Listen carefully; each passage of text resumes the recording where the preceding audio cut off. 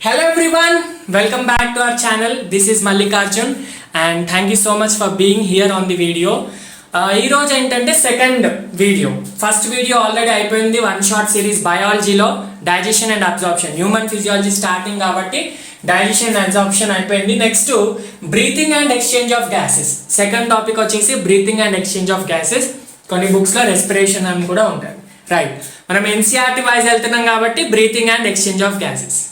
So చాలా మంది అంటున్నారు వీడియో ఫాస్ట్గా అప్లోడ్ చేయండి అంటే ఫాస్ట్ అంటే మనం ఒక్క చాప్టర్ని మొత్తం వన్ షాట్లో చెప్తున్నాం కాబట్టి మేము ఇమీడియట్గా day by day chapter upload చేస్తే మీకు ప్రిపరేషన్కి టైం దొరకదు.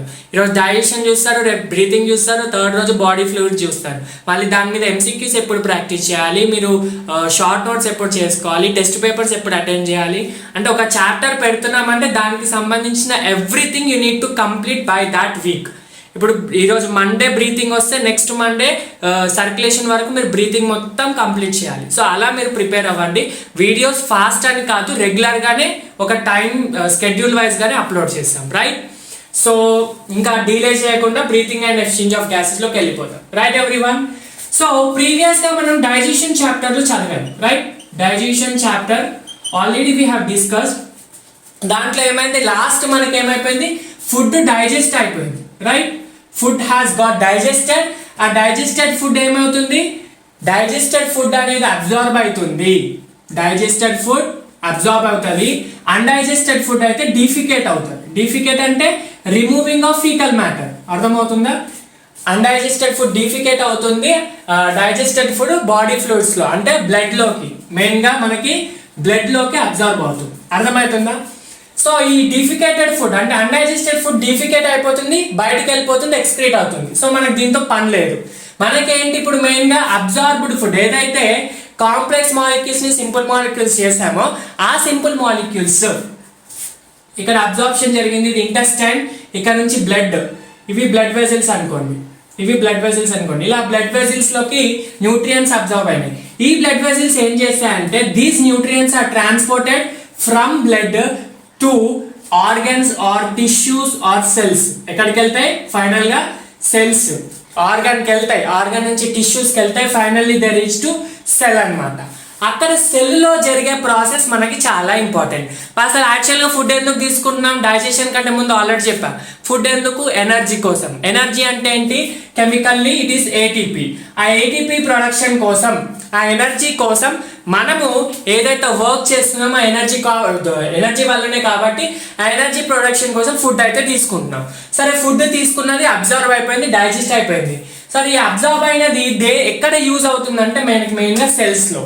సో ఈ అబ్జర్వ్ అయిన మైక్రోమాలిక్యూల్స్ ఏవైతే ఉన్నాయో, లైక్ గ్లూకోజ్ ఇస్ అ మైక్రోమాలిక్యూల్ అంటే సింపుల్ మాలిక్యూల్. అమైనో యాసిడ్స్ కానీ, నైట్రోజన్ బేసెస్, షుగర్స్, అంటే ఫ్యాటీ యాసిడ్స్, గ్లిసరాల్, ఇవన్నీ కూడా మైక్రోమాలిక్యూల్స్. ఇవి ఇక్కడ సెల్లోకి వెళ్ళిన తర్వాత బ్రేక్ కావాలి, break down. So this break down of మైక్రోమాలిక్యూల్స్ require oxygen. ఈ ఆక్సిజన్ ప్రాసెస్ లో ఫర్ ఎగ్జాంపుల్ ఇది గ్లూకోజ్ అనుకోండి, ఇక్కడ ఇది సెల్లో glucose in the presence of oxygen ఇది బ్రేక్ అయిపోతుంది. ఎలా బ్రేక్ అవుతుంది? Carbon dioxide, water and energy లాగా. సో మనకి మెయిన్గా ఎనర్జీ కావాలి. సో ఈ ఎనర్జీ సెల్స్ యూటిలైజ్ చేసుకుంటాయి. వాటర్ కూడా వాటి మెటబాలికల్ యాక్టివిటీస్ కోసం వాటర్ యూటిలైజ్ చేసుకుంటాయి. ఇది ఏదైతే కార్బన్ డైఆక్సైడ్ ఉందో ఇది బయటికి పంపించేస్తుంది. సో ఈ ప్రాసెస్ని రెస్పిరేషన్ అంటాం, సెల్యులార్ రెస్పిరేషన్ అంటాం. అది మనం డీటెయిల్గా ఇంకొక ప్లాంట్ రెస్పిరేషన్లో సెల్యులార్ రెస్పిరేషన్ డీటెయిల్గా చదువుతాం. ఇక్కడ దీనికన్నా ముందు జరిగే ప్రాసెస్ గురించి మెయిన్గా మనం చదువుతాం, అర్థమవుతుందా? బ్రీతింగ్ అండ్ ఎక్స్చేంజ్ ఆఫ్ గ్యాసెస్లో ఏమేమి చదువుతున్నాం? How the gases are taken in and how they are transported to cells and how it is used in cells and what are the excretory products of respiration like carbon dioxide, water, energy అయితే use అవుతుంది cell కి. ఆ carbon dioxide వచ్చేసి బయటికి exhale కావాలి. ఇవన్నీ ఎలా జరుగుతాయి అనేది బ్రీతింగ్ అండ్ ఎక్స్చేంజ్ పేరులోనే ఉంది. బ్రీతింగ్ అంటే ఏంటి? Taking in oxygen, removing out carbon dioxide. Exchange of gases, exchange ఎక్కడెక్కడ జరుగుతుంది? ఆల్వియోలైకి బ్లడ్ కి మధ్యలో, బ్లడ్ కి టిష్యూస్ కి మధ్యలో, మళ్ళీ టిష్యూస్ నుంచి లంగ్స్ కి వెళ్తుంది. ఆ ట్రాన్స్పోర్టేషన్ ఎక్స్చేంజ్ అంతా కూడా ఈ చాప్టర్ లో మనం breathing and exchange of gases లో చదువుతాం, రైట్ ఎవ్రీవన్? ఎస్.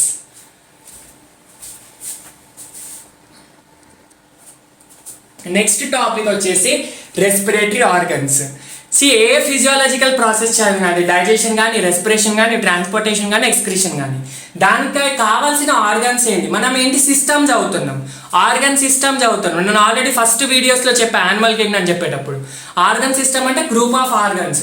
ఆ సిస్టమ్ కావాలి, ఆ ప్రాసెస్ జరగాలంటే దానికి సంబంధించిన ఆర్గన్ కావాలి. ఇప్పుడు డైజెషన్లో ఏంటి? స్టమక్, ప్యాంక్రియాస్, లివర్, ఇంటెస్టైన్ ఇవన్నీ కావాలి. సో అలాగే బ్రీతింగ్ అండ్ ఎక్స్చేంజెస్కి, రెస్పిరేషన్కి కావాల్సిన ఆర్గన్స్ రెస్పిరేటరీ ఆర్గన్స్. అర్థమవుతుందా?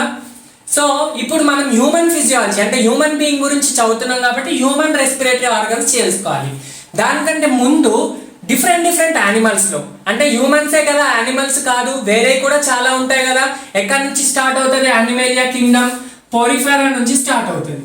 పొరిఫెరా నుండి మమ్మల్స్ వరకు ఇవన్నీ యానిమల్స్, రైట్ ఎవ్రీవన్? సో ఈ అన్నింటిలో ఎలాంటి రెస్పిరేటరీ ఆర్గన్స్ ఇన్వాల్వ్ అవుతాయి, ఏం జరుగుతుంది అనేది మనం డిస్కస్ చేద్దాం, రైట్? సో ఫస్ట్ వచ్చేసి పొరిఫెరా నుండి ప్లాటిహెల్మింథస్ వరకు, ఇవి ఇంపార్టెంట్, ఎన్సీఆర్టీలో ఇచ్చారు, మెమరీ బేస్డ్ మీరు అందరు నోట్ చేసుకోవాలి. పొరిఫెరా నుండి ప్లాటిహెల్మింథస్ వరకు అక్కడ మనకి టిష్యూస్, ఆర్గన్ సిస్టమ్స్ ఏమి ఉండవు. పొరిఫెరాలో అయితే జస్ట్ సెల్యులార్ ఉంటుంది, మిడ్ ఏరియాలో టిష్యూస్, ప్లాటిహెల్మింథస్లో ఆర్గన్స్.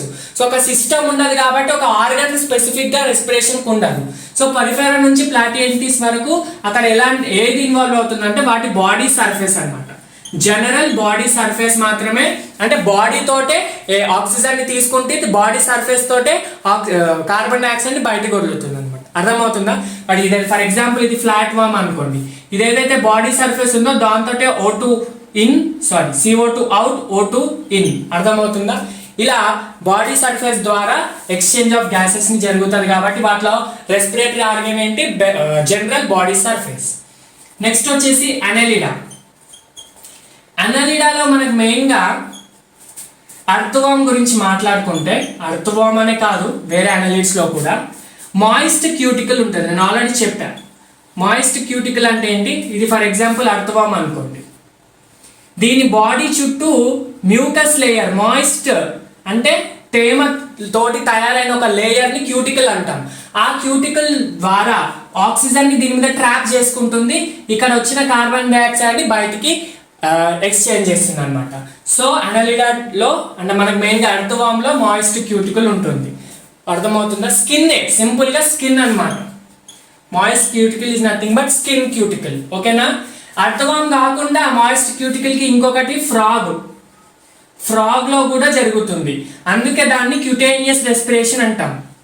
స్కిన్ తోటి జరిగితే క్యూటికల్, స్కిన్ అక్కడ మాయిస్ట్ గా ఉంటుంది కాబట్టి ఆ లేయర్ ని, మాయిస్ట్ లేయర్ ని క్యూటికల్ అంటాము. అలాంటి రెస్పిరేషన్ ని క్యూటేనియస్ రెస్పిరేషన్ అంటాం.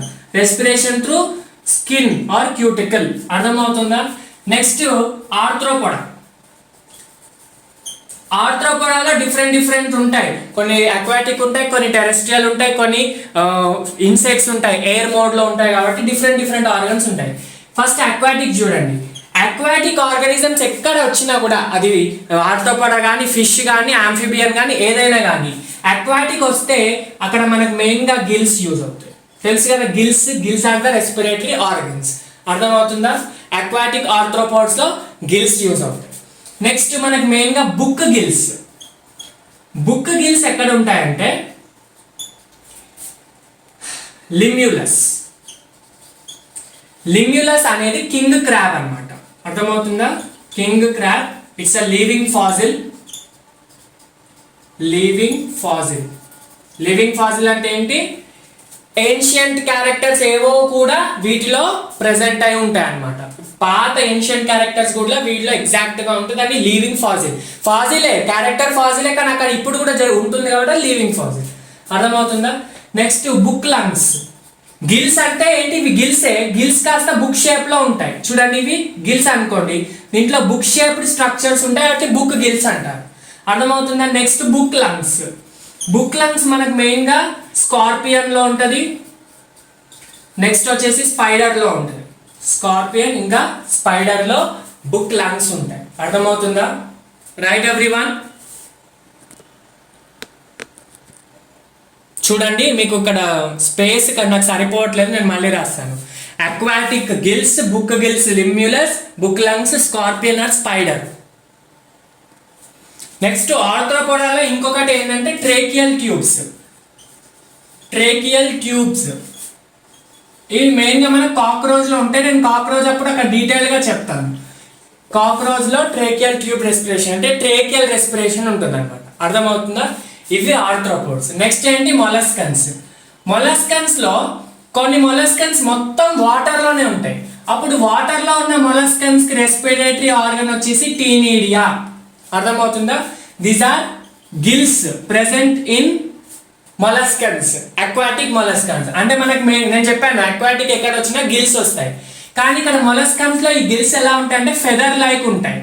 ఫెదర్ లైక్ రెస్పిరేటరీ ఆర్గన్స్ కాబట్టి వీటిని టీనిడియా అంటారు. అర్థమవుతుందా? ఫెదర్. రైట్. నెక్స్ట్ నార్మల్ దాంట్లో పల్మనరీ సాక్స్ ఉంటాయి. వేరే టెరెస్ట్రియల్ మొలస్కన్స్ వచ్చేసి పల్మనరీ సాక్స్. పల్మనరీ సాక్స్ అంటే nothing but lungs like structure అన్నమాట. లంగ్స్. అర్థమవుతుందా? Lung like structure or lungs అని చెప్పొచ్చు. చూడండి పల్మనరీ అన్న వర్డ్ ఎక్కడ వచ్చినా కూడా అది లంగ్ అన్నమాట. బ్రాంకియల్ అని ఎక్కడ వచ్చినా కూడా అది గిల్స్ అన్నమాట. బ్రేకియల్ అనే వర్డ్ ఎక్కడ వచ్చినా అది గిల్ కి సంబంధించి. ఇప్పుడు brachial respiration it is respiration through gills. Pulmonary respiration through lungs. అర్థమవుతుందా? ఇవి మొలస్కన్స్ లో.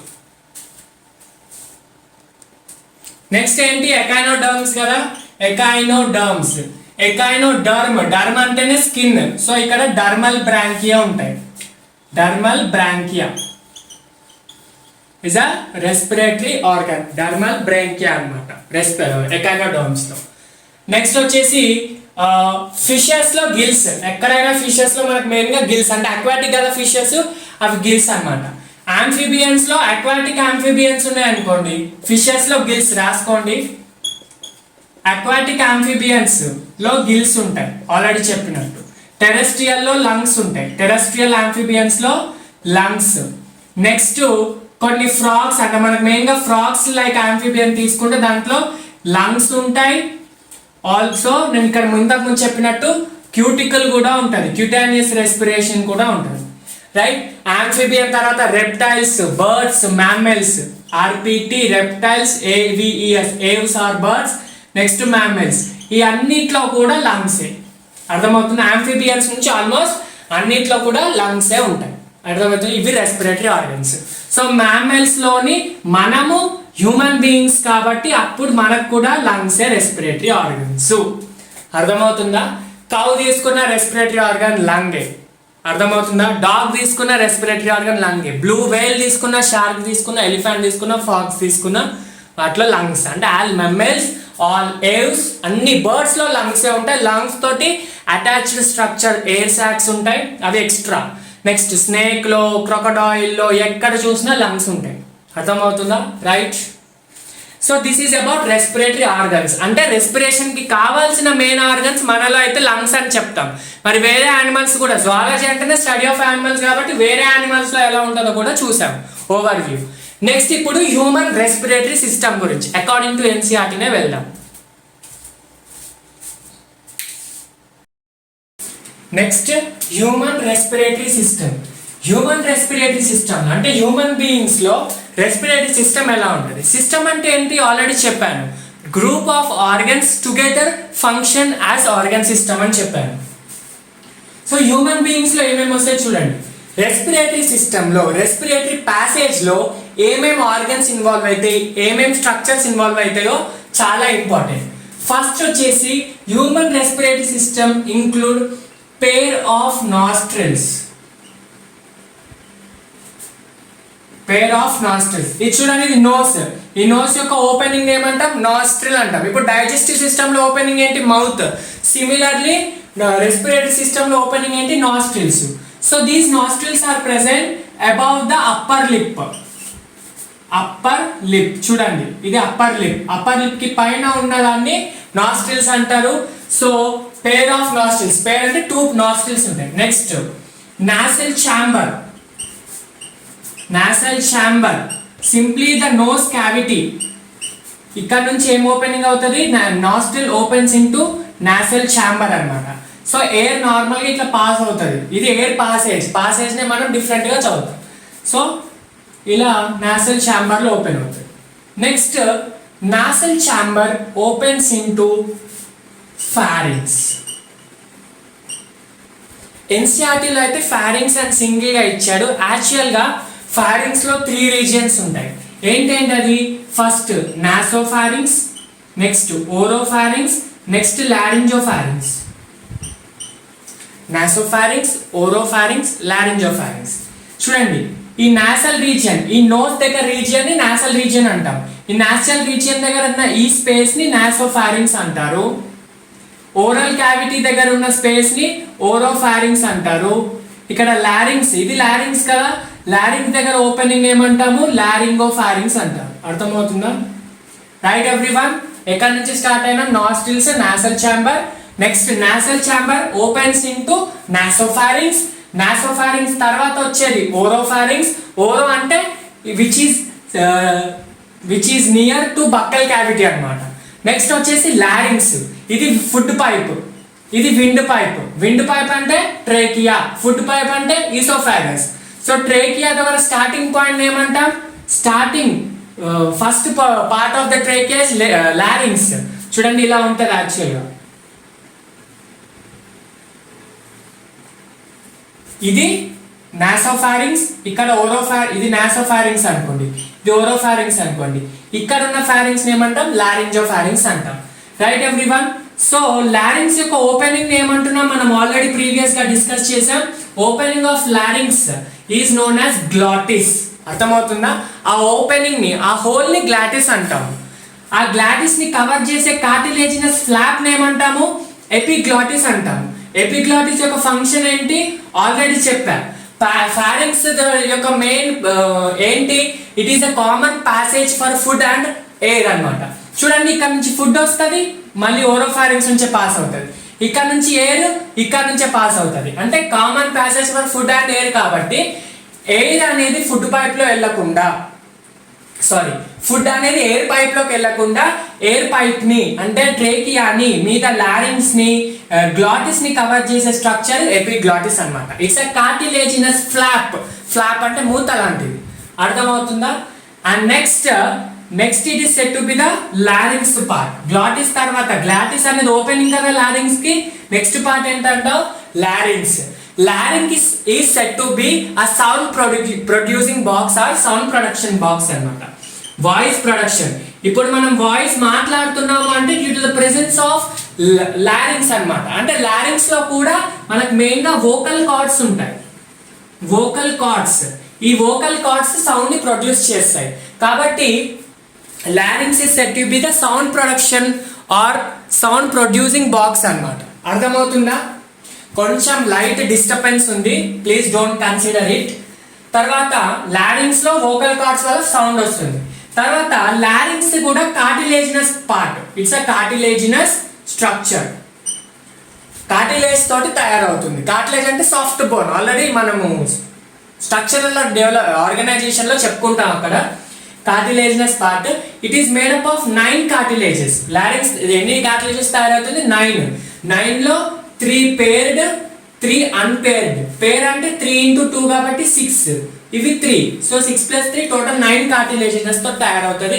అది మనకి ఎన్సీఆర్టీ లో డీటెయిల్ గా లేదు, సో నేను వెళ్ళట్లేదు. కాకపోతే లారింగ్స్ అనే కార్టిలేజ్ స్ట్రక్చర్ గుర్తుపెట్టుకోవాలి.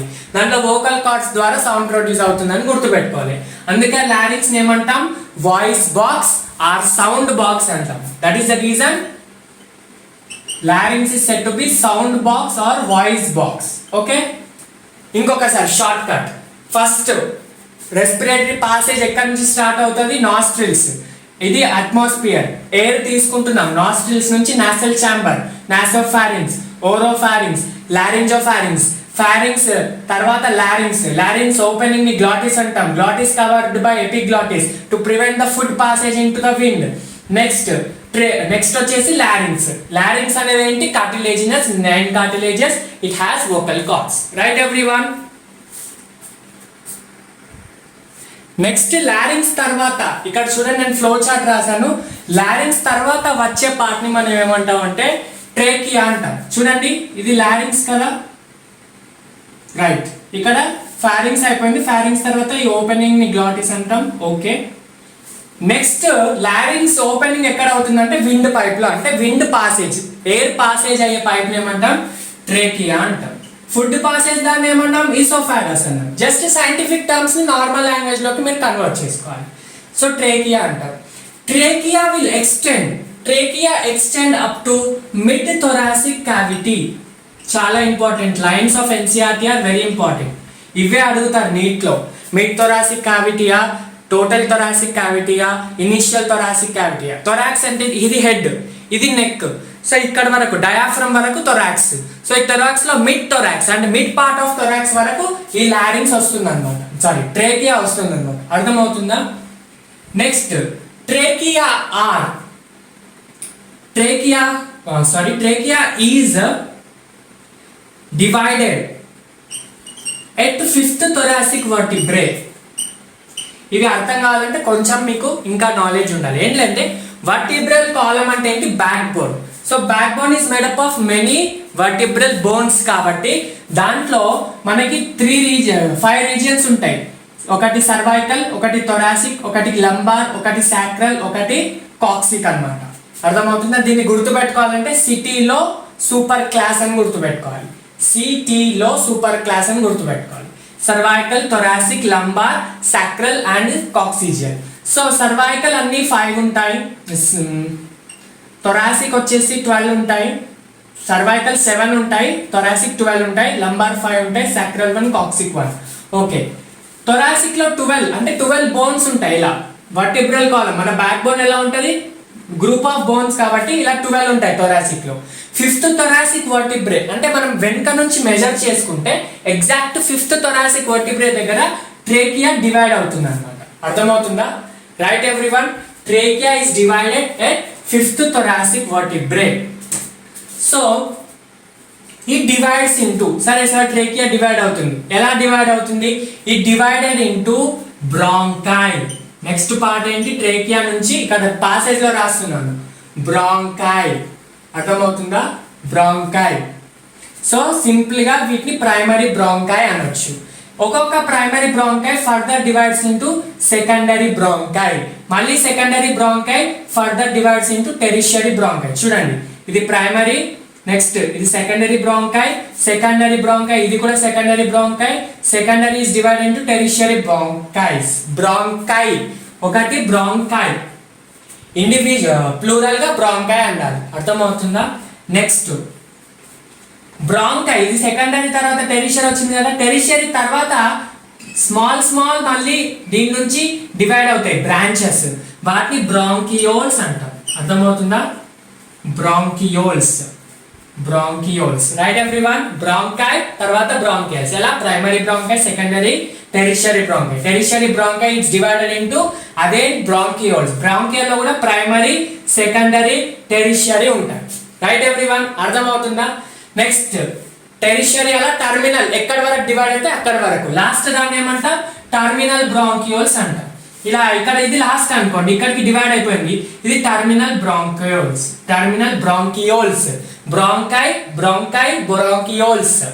Bronchioles open into, terminal bronchioles open into vascular structure called, very important, alveoli. అర్థమవుతుందా? చూడండి బ్రాంకై అయిపోయింది, బ్రాంకియోల్స్ అయిపోయింది, తర్వాత వచ్చేది ఏంటి, అల్వియోలై. ఇక్కడ వరకు రెస్పిరేటరీ పాసేజ్ అన్నమాట. అర్థమవుతుందా? సో ఇది ఓపెన్ ఇంటూ, ఈ బ్రాంకై ఎక్కడికి ఓపెన్ అవుతుందంట, ఇది బ్రాంకై అనుకోండి, it opens into vascular bag structure which is irregularly walled, thin walled bag like structure, simply pulmonary sacs అన్నమాట. ఇక్కడనే ఎయిర్ ఫిల్ అయి ఉంటుంది. ఇక్కడ ఇదంతా ఎయిర్ పాసేజే కదా, ఇదంతా మనం చదివేది ఫుడ్ పాసేజా, ఎయిర్ పాసేజ్. సో ఎయిర్ ఎక్కడికి వస్తుంది, ఇక్కడ. సో ఈ క్యావిటీలో ఎయిర్ ఫిల్ అవుతుంది, ఆ క్యావిటీని అల్వియోలై అంటాం. సింగులర్ అయితే అల్వియోలస్, ప్లూరల్ అయితే అల్వియోలై. అర్థమవుతుందా? సో ఇట్స్ అ థిన్ గా ఉంటాయి, వాస్కులర్ అంటే బ్లడ్ వెసల్స్ తో ఉంటుంది, and it is irregularly walled. దీని చుట్టూ ఎపిథీలియం ఎలా ఉంటుంది, ఇర్రెగ్యులర్ గా ఉంటుంది అన్నమాట. అర్థమవుతుందా? ఇక్కడి వరకు పాసేజ్, అర్థమవుతుందా? ఇంకొక పాయింట్ ఏంటంటే ఇక్కడ ఇంపార్టెంట్, ట్రేకియా నుంచి ఇనిషియల్ బ్రాంకియోల్స్ వరకు, trachea, bronchi, secondary bronchi, tertiary bronchi, initial bronchioles అంటే ప్రైమరీ, సెకండరీ, స్టార్టింగ్ బ్రాంకియోల్స్ ఉంటాయా, ఇవన్నిటికీ కూడా ఇన్కంప్లీట్ కార్టిలేజినస్ రింగ్స్ ఉంటాయి అన్నమాట. చూడండి ఇక్కడ ఇది ట్రేకియా, చూడండి ఇక్కడ ఇది గొంతు అంటారు కదా, ఇది ట్రేకియా. సో ఈ ట్రేకియా మీరు చూస్తే ఇలా సర్క్యులర్ రింగ్స్ ఉంటాయి ఇక్కడ చూడండి, అర్థమవుతుందా? ఈ circular rings are cartilaginous rings, అవి బోన్స్ కావు, కార్టిలేజెస్ అన్నమాట. సో ఈ కార్టిలేజెస్ ఏంటి, they are incomplete cartilages. Incomplete అని ఎందుకంటామంటే ఓన్లీ ఈ సైడే ఉంటుంది కార్టిలేజ్ రింగ్, వెనక సైడ్ మళ్ళీ ఉండదు, అర్థమవుతుందా? ట్రేకియా మొత్తంలో ఫ్రంట్ సైడే కార్టిలేజినస్ రింగ్స్ ఉంటాయి, బ్యాక్ సైడ్ డార్సల్ సైడ్ ఉండవు. So ventrally they are incomplete, ఇలా ఉంటుంది అన్నమాట. ఓన్లీ ఇనిషియల్ బ్రాంకియోల్స్ వరకు ఉంటుంది, మళ్ళా తర్వాత టెరిషరీ బ్రాంకియోల్స్, టర్మినల్ బ్రాంకియోల్స్ కి ఇలాంటి కార్టిలేజినస్ రింగ్స్ ఉండవు, అర్థమవుతుందా? Very important. చూడండి మళ్ళీ ఒకసారి రిపీట్ చేస్తున్నా, nostrils, nasal chamber, nasopharynx, oropharynx, laryngopharynx, larynx. Okay, తర్వాత larynx open into trachea, trachea open into bronchi, left right bronchi. చూడండి ప్రైమరీ బ్రాంకై ఎట్లా ఉంది, ఇది లెఫ్ట్ సైడ్, ఇది రైట్ సైడ్. ఎక్కడ డివైడ్ అయింది, 5th థొరాసిక్ వర్టిబ్రా దగ్గర డివైడ్ అయింది. థొరాసిక్ వర్టిబ్రా 12 ఉంటాయి, దాంట్లో 5th దగ్గర. సో తర్వాత bronchi, primary bronchi, secondary bronchi, tertiary bronchi. Tertiary bronchi opens into bronchioles. Primary, secondary వాటిని ఇనిషియల్ అంటారు, టెరిషరీ క్వార్టర్ ని వాటిని టర్మినల్ అంటారు. So terminal bronchi again opens into vascular bag like structure called alveoli. Very important, right everyone?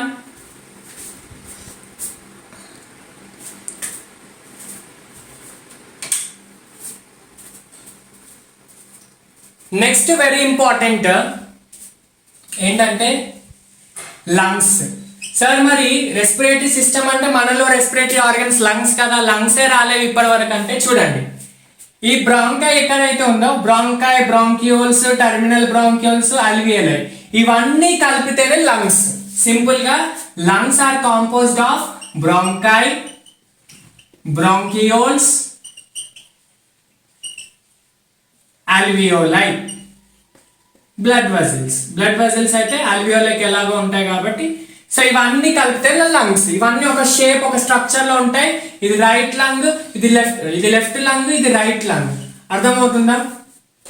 Right lung, left lung, ఇది right, ఇది left, అర్థమవుతుందా? So what are lungs? Lungs are composed of bronchi, bronchioles, alveoli, ఇదంతా కలిపితే lungs అన్నమాట. చూడండి ఈ రెండు lungs మధ్యలో ఉన్న స్పేస్ లో ఏముంటుంది, హార్ట్ ఉంటుంది, right everyone? Heart is present in the space between two lungs and that space is known as mediastinal cavity.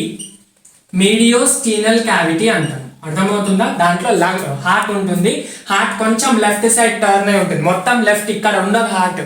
Heart in between లో ఉండి కొంచెం లెఫ్ట్ సైడ్ క్లెంచ్ అయి ఉంటుంది కాబట్టి అది లెఫ్ట్ సైడ్ హార్ట్ అంటారు, అర్థమవుతుందా? రైట్.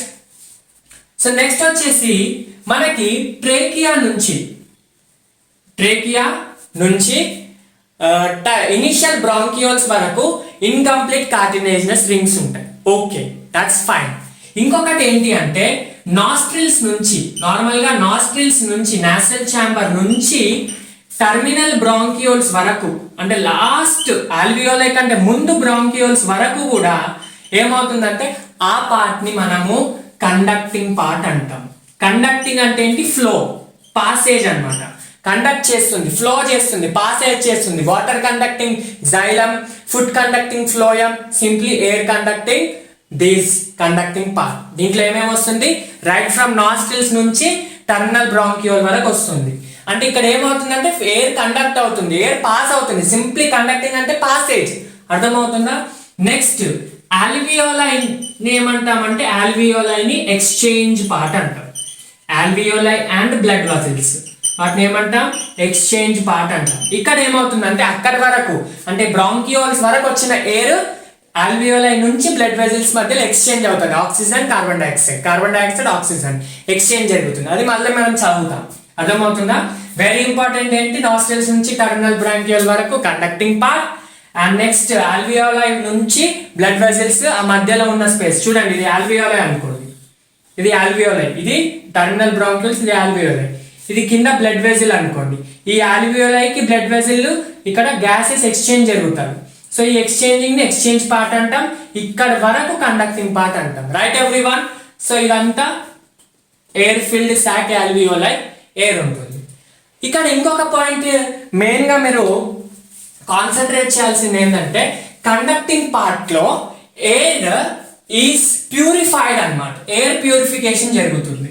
అంటే మనము జనరల్ గా ఎయిర్ ఏదైతే తీసుకుంటున్నామో దాంట్లో డస్ట్ పార్టికల్స్, దాంట్లో ఫారెన్ బ్యాక్టీరియల్ ఏజెంట్స్ అవన్నీ వస్తాయి. అక్కడ ఏం జరుగుతుందంటే మన నాసల్ క్యావిటీ అంటే నోస్ లో నార్మల్ గా చూస్తే హెయిర్ ఉంటుంది, మ్యూకస్ ఉంటుంది. ఈ హెయిర్ మ్యూకస్ ఏం చేస్తాయి అంటే డస్ట్ పార్టికల్స్ ని గ్రాప్ చేసుకుంటాయి. గ్రాప్ చేసేసుకొని మళ్ళీ మనకి ఏదైతే కోల్డ్ వస్తుందో అప్పుడు మనం బయటికి స్నీజ్ అవుట్ చేసేస్తాం అనమాట డస్ట్ పార్టికల్స్. సో ప్యూరిఫికేషన్ అప్పుడు ఏమవుతుంది, ఆ ఎయిర్ నుంచి dust particles hair and mucus grab చేసుకుంటుంది, మిగతా ప్యూరిఫైడ్ ఎయిర్ అంతా లోపలికి పాస్ అయిపోతుంది. అండ్ ఆల్సో కండక్టింగ్ పార్ట్ లో ఇక్కడ నార్మల్ గా బయట ఎయిర్ టెంపరేచర్ మన లోపల ఉన్న ఎయిర్ టెంపరేచర్ సేమ్ ఉండదు.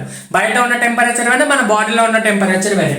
బాడీ టెంపరేచర్ ఎంత 36.9 అంటే 369 గుర్తుపెట్టుకుంటే వచ్చేసి 36.9. సో బయట కోల్డ్ ఎయిర్ నువ్వు బ్రీత్ చేసావనుకో అది లోపలికి వచ్చేసరికి మళ్ళీ బాడీ టెంపరేచర్లకే వస్తుంది. ఎందుకు అంటే ఇక్కడ కండక్టింగ్ పార్ట్ లో ఆ హ్యూమిడిఫికేషన్ జరుగుతుంది అనమాట. అర్థమవుతుందా? అంటే సింపుల్ గా the brings the air to body temperature. బయట నువ్వు వార్మ్ ఎయిర్ తీసుకున్నా, కోల్డ్ ఎయిర్ తీసుకున్నా, హాట్ ఎయిర్ తీసుకున్నా ఎయిర్ వచ్చేసరికి బాడీ టెంపరేచర్కి వస్తుంది. Right everyone. So this is about conducting and exchange part. Next respiration లోని పార్ట్స్ ఇన్వాల్వ్ చేసుకోవాలి. ఇదంతా హ్యూమన్ రెస్పిరేటరీ సిస్టమ్ చదివాను. నెక్స్ట్ ఏం చదవాలి, అక్కడ ప్రాసెస్ ఎలా జరుగుతుంది అంటే ఫిజియాలజీ చదవాలి. Right everyone. లంగ్స్ అయిపోయినాయి. సార్ మరి లంగ్స్ ఎక్కడ సిచ్యువేట్ అయి ఉంటాయి మన బాడీలో అంటే they are present in thoracic region అని చెప్పాను. But they are present in a chamber called thoracic chamber. Thoracic chamber region ఏమో ఆ ప్లేస్ ఏమో thoracic region, neck, thorax, abdomen. Abdomen అంటే స్టమక్ రీజియన్. సో ఆ ఛాంబర్ ఏమో thoracic chamber. Thoracic chamber is said to be the air tight chamber అన్నమాట. Air tight chamber. Sir మేము air tight containers గురించి విన్నాం కానీ ఎయిర్ టైట్ ఛాంబర్ గురించి వినలేదు. ఎయిర్ టైట్ కంటైనర్ అంటే ఏంటి, ఎయిర్ బయటికి లోపలికి ఫ్లో కాదు. సో అలాగే ఈ థొరాసిక్ ఛాంబర్ నుంచి ఎయిర్ బయటికి లోపలికి ఫ్లో కాదు. అలా బయటికి లోపలికి ఫ్లో అయితే బాడీ అంతా ఎయిర్ ఉండాలి, బాడీ అంతా ఎయిర్ పాసేజ్ కావాలి. ఓన్లీ బ్లడ్ వెజల్స్ లోకి ఎందుకు పాసేజ్ అవుతుందంటే ఈ ఛాంబర్ ఉండడం వల్ల. అర్థమవుతుందా? Then thoracic chamber is made up of, ఇది చాలా important, it is made up of 4 parts. Essentially first dorsally vertebral column, back bone ఉంటుంది చూడండి. ఇక్కడ నుంచి బ్యాక్ బోన్ ఇక్కడ వరకు ఉంటుంది, కానీ థొరాసిక్ ఛాంబర్ లో కూడా బ్యాక్ బోన్ పార్ట్ వస్తుంది కాబట్టి వర్టిబ్రల్ కాలమ్. డార్సల్ అంటే బ్యాక్ సైడ్. వెంట్రల్ ఏముంటుంది thoracic chamber includes sternum. Sternum is nothing but breast bone. Breast bone చూడండి, దిస్ రీజన్ ఇక్కడ మీరు టచ్ చేసి చూస్తే బోన్ లైక్ స్ట్రక్చర్ ఉంటుంది, అది బ్రెస్ట్ బోన్ అనమాట. నెక్స్ట్ లాటరల్లీ అంటే సైడ్స్ కి ఏముంటాయి గెస్ చేయండి, రిబ్స్. రైట్, చూడండి ఇది స్టర్నమ్, బ్రెస్ట్ బోన్, దీనికి అటాచ్డ్ గా రిబ్స్ ఉంటాయి. ఇలా 12 pair ఆఫ్ రిబ్స్ ఉంటాయి. అది మనం మళ్ళీ బోన్స్ దగ్గర చదువుతాం కానీ ఇలా రిబ్స్ ఉంటాయి. బ్యాక్ సైడ్ నేను వేయ రావట్లేదు, వర్టిబ్రల్ కాలమ్ బ్యాక్ బోన్ ఉంటుంది. And also laterally ribs and also down side అంటే కిందికి ఏమై ఉంటుంది డయాఫ్రమ్ కూడా ఉంటుంది. బట్ థొరాసిక్ ఛాంబర్ లో మనకి మెయిన్ గా లోయర్ సైడ్ డయాఫ్రమ్ అని ఉంటాం. చూడండి ఇక్కడ diaphragm, it's a dome shaped structure. Dome అంటే ఇలా ఉండడం వంగు. So dome shaped structure diaphragm ఉంటుంది. లాటరల్ సైడ్స్ కి రిబ్స్ ఉంటాయి, ఫ్రంట్ వెంట్రల్ గా sternum, back side vertebral column. ఇదంతా ఒక సెటప్, అనాటమికల్ సెటప్. ఈ సెటప్ లో ఏముంటాయి లంగ్స్ ఉంటాయి. అర్థమవుతుందా? అందుకే ఇది ఎయిర్ టైట్ ఛాంబర్ అనమాట. ఈ ఛాంబర్ నుంచి బయటికి ఎయిర్ రాదు, లోపలికి ఎయిర్ పోదు, ఓన్లీ పాసేజ్ ద్వారా వెళ్తుంది. Right everyone. సో ఇక్కడ ఈ థొరాసిక్ ఛాంబర్ ఉండడానికి మెయిన్ ఇంపార్టెంట్ ఏంటంటే డైరెక్ట్ గా మనం లంగ్స్ మీద ఎలాంటి ప్రెషర్ క్రియేట్ చేయలేము.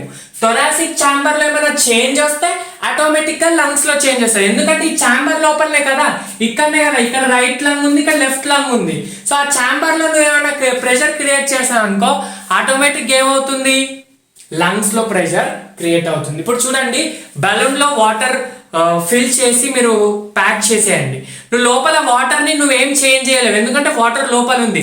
బయట బెలూన్ ప్రెస్ చేస్తే ఆటోమేటిక్ గా వాటర్ వాల్యూమ్ డిక్రీజ్ అవుతుంది. సేమ్ వే ఇక్కడ అన్నమాట, అర్థమవుతుందా? అంటే to make any change directly we cannot do it on lungs, we can put it on thoracic chamber. చూడండి, థొరాసిక్ ఛాంబర్ నేను బ్రీత్ ఇన్ చేస్తున్నా, బ్రీత్ అవుట్ చేస్తున్నా, చేయడం వల్ల ఆ లంగ్స్, ఆ ఛాంబర్ మీద ఉన్న ప్రెషర్ లంగ్స్ మీద రిఫ్లెక్ట్ అవుతుంది. That is very important. మీరు ప్రతి ఒక్కటి కూడా లైన్ టు లైన్ అర్థం చేసుకోవాలి, మెకానిజం ని మైండ్ లో ఊహించుకోవాలి, అప్పుడు చాలా పర్ఫెక్ట్ గా అర్థమవుతుంది human physiology. Right everyone. And next వచ్చేసి respiratory steps in respiration, very important. ఇంకొక పాయింట్ ఏంటంటే, ఇక్కడ థొరాసిక్ ఛాంబర్, ఈ క్యావిటీనే మనం ఏమంటామంటే పల్మనరీ క్యావిటీ అంటాం. పల్మనరీ అన్న వర్డ్ ఎక్కడ వచ్చినా నేను ఏమని చెప్పినాను, లంగ్స్ కి సంబంధించి అని చెప్పాను. So it is said to be the pulmonary cavity. Right everyone. Dome shaped diaphragm, ఇక్కడ diaphragm is the separation between thoracic region and కింద రీజియన్ ని అబ్డామెన్ రీజియన్ అంటాం, పైన రీజియన్ ని థొరాసిక్ అంటాం. ట్రేకియా పైన ఉన్న రీజియన్ ని నెక్ రీజియన్ అంటాం. నెక్ మనకి సంబంధం లేదు, neck thoracic abdomen region.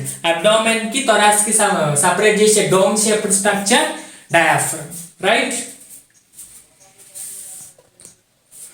Next very important steps involved in respiration. ఇది చాలా డీటెయిల్ గా చెప్తాను. ఏంటి సార్ ఇంత సోదిగా చెప్తున్నాడు అనుకోవద్దు, ఎందుకంటే ఈ టాపిక్ ఎంత డీటెయిల్ గా చదివితే మిగతా రెస్పిరేషన్ మీరు 10 minutes లో చదవచ్చు ఎన్సీఆర్టీ. ఈ టాపిక్ ని ఎన్సీఆర్టీలో 5 lines ఉంటుంది. ఆ లైన్స్ చదివేస్తే మీకు ఏమీ అర్థం కాదు. ఎవ్రీ లైన్ కి చాలా పెద్ద మీనింగ్ ఉంటుంది. అది 5 meanings 5 steps నేను చెప్తాను. చూడండి, ఫస్ట్ స్టెప్ రెస్పిరేషన్ ప్రాసెస్ మొత్తంలో ఫస్ట్ స్టెప్ ఏంటి, బ్రీతింగ్. బ్రీతింగ్ అంటే మీకు ఆల్రెడీ తెలుసు, ఏంటి, ఇంటేక్ ఆఫ్ ఆక్సిజన్, ఆక్సిజన్ ని లోపల తీసుకోవడం అండ్ బయటకి కార్బన్ డైఆక్సైడ్ ని రిలీజ్ చేయడం, అంటే intake of atmospheric air and release of carbon dioxide. ఇది దేని ద్వారా జరుగుతుంది, మెయిన్ గా లంగ్స్ ద్వారా జరుగుతుంది, with the help of lungs. That is the reason breathing ఏమంటామంటే పల్మోనరీ వెంటిలేషన్. నేను ఏమని చెప్పాను ఆల్రెడీ ఏమని చెప్పాను, పల్మనరీ వర్డ్ ఎక్కడ వచ్చినా లంగ్స్ అని చెప్పాను. So pulmonary ventilation. Sir ventilation అనే వర్డ్ మేము ఒక దగ్గర విన్నాము, మాకు తెలుసు అంటే రైస్, హాస్పిటల్లో వెంటిలేషన్ ఎందుకు పెడతారు, ఆ పర్సన్ కి ఆ టైంకి ఆక్సిజన్ అందకపోతే వెంటిలేషన్ లో పెడతారు. వెంటిలేషన్ మీనింగ్ ఏంటి, అక్కడ బ్రీతింగ్ అంటే ఆక్సిజన్ వస్తుంది, కార్బన్ డైఆక్సైడ్ వెళ్ళిపోతుంది. అక్కడ లంగ్స్ ప్లేస్ లో లంగ్స్ పర్ఫెక్ట్ గా పర్ఫామ్ కావట్లేదు కాబట్టి ఆర్టిఫిషియల్ వెంటిలేషన్ పెడుతున్నాము. మన బాడీలో న్యాచురల్ గానే లంగ్స్ ఉంటాయి కాబట్టి pulmonary ventilation. Right everyone. Next right, okay sir, lungs లోకి ఎయిర్ వచ్చేసింది, ఆక్సిజన్ లోపలికి వచ్చేసింది, కార్బన్ డైఆక్సైడ్ అనవసరమైన హార్మ్ఫుల్ కార్బన్ డైఆక్సైడ్ బయటకు వెళ్ళిపోయింది. రైట్, బ్రీతింగ్ ఫస్ట్ ప్రాసెస్, దాన్ని ఇంకొక పేరు పల్మనరీ వెంటిలేషన్. నెక్స్ట్ ఏంటంటే diffusion of gases. Diffusion of gases between alveoli and blood vessels. నేను ఆల్రెడీ చెప్పిన, ఏమని చెప్పినాను, లంగ్స్ అంటేనే alveoli sacs అన్ని మొత్తం ఉంటాయని చెప్పాను. సో లంగ్స్ లోకి ఆక్సిజన్ వచ్చేసింది. రైట్, ఈ వచ్చిన ఆక్సిజన్ ఏమవుతుంది, కార్బన్ డైఆక్సైడ్ ఇక్కడ నుంచి వెళ్ళిపోతుంది. ఓకే, ఇక్కడ ఏమవుతుందంటే ఆక్సిజన్ ఎక్కడ ఎక్స్చేంజ్ అవుతుంది, బ్లడ్ వెజిల్. ఇది బ్లడ్ వెజిల్ అండ్ ఇది alveoli. ఈ రెండింటి మధ్యలో ఆక్సిజన్ ఎక్స్చేంజ్ జరుగుతుంది, కార్బన్ డైఆక్సైడ్ ఎక్స్చేంజ్ జరుగుతుంది. సో ఈ ఎక్స్చేంజ్ ఏమంటాం, డిఫ్యూజన్ ఆఫ్ గ్యాసెస్. డిఫ్యూజన్ అంటే higher oxygen concentration to lower carbon dioxide, higher carbon dioxide to lower, అంటే diffusion of gases between alveoli and blood vessel. ఇది second step. Second step is very important. ఏంటది, diffusion of gases between alveoli and lungs. Sir మరి blood vessels కి air వచ్చేసింది, మనం breath చేసిన air ఎక్కడ దాకా వచ్చింది, బ్లడ్ వెజిల్ దాకా వచ్చింది. ఎట్లా వచ్చింది, డిఫ్యూజన్ జరిగింది. ఎక్కడ, alveoli కి బ్లడ్ వెజిల్ కి మధ్యలో డిఫ్యూజన్ జరగడం వల్ల ఎయిర్ వచ్చేసింది. నెక్స్ట్ థర్డ్ స్టెప్ ఏంటంటే ట్రాన్స్పోర్ట్ ఆఫ్ గ్యాస్. వెజిల్ లో వచ్చేసింది, ఆ బ్లడ్ పైప్ లో వచ్చేసింది, అక్కడ నుంచి ఎక్కడికి ట్రాన్స్పోర్ట్ కావాలి, transport of gases from blood వెజిల్ to, from BV అంటే బ్లడ్ వెజిల్ టు టిష్యూస్.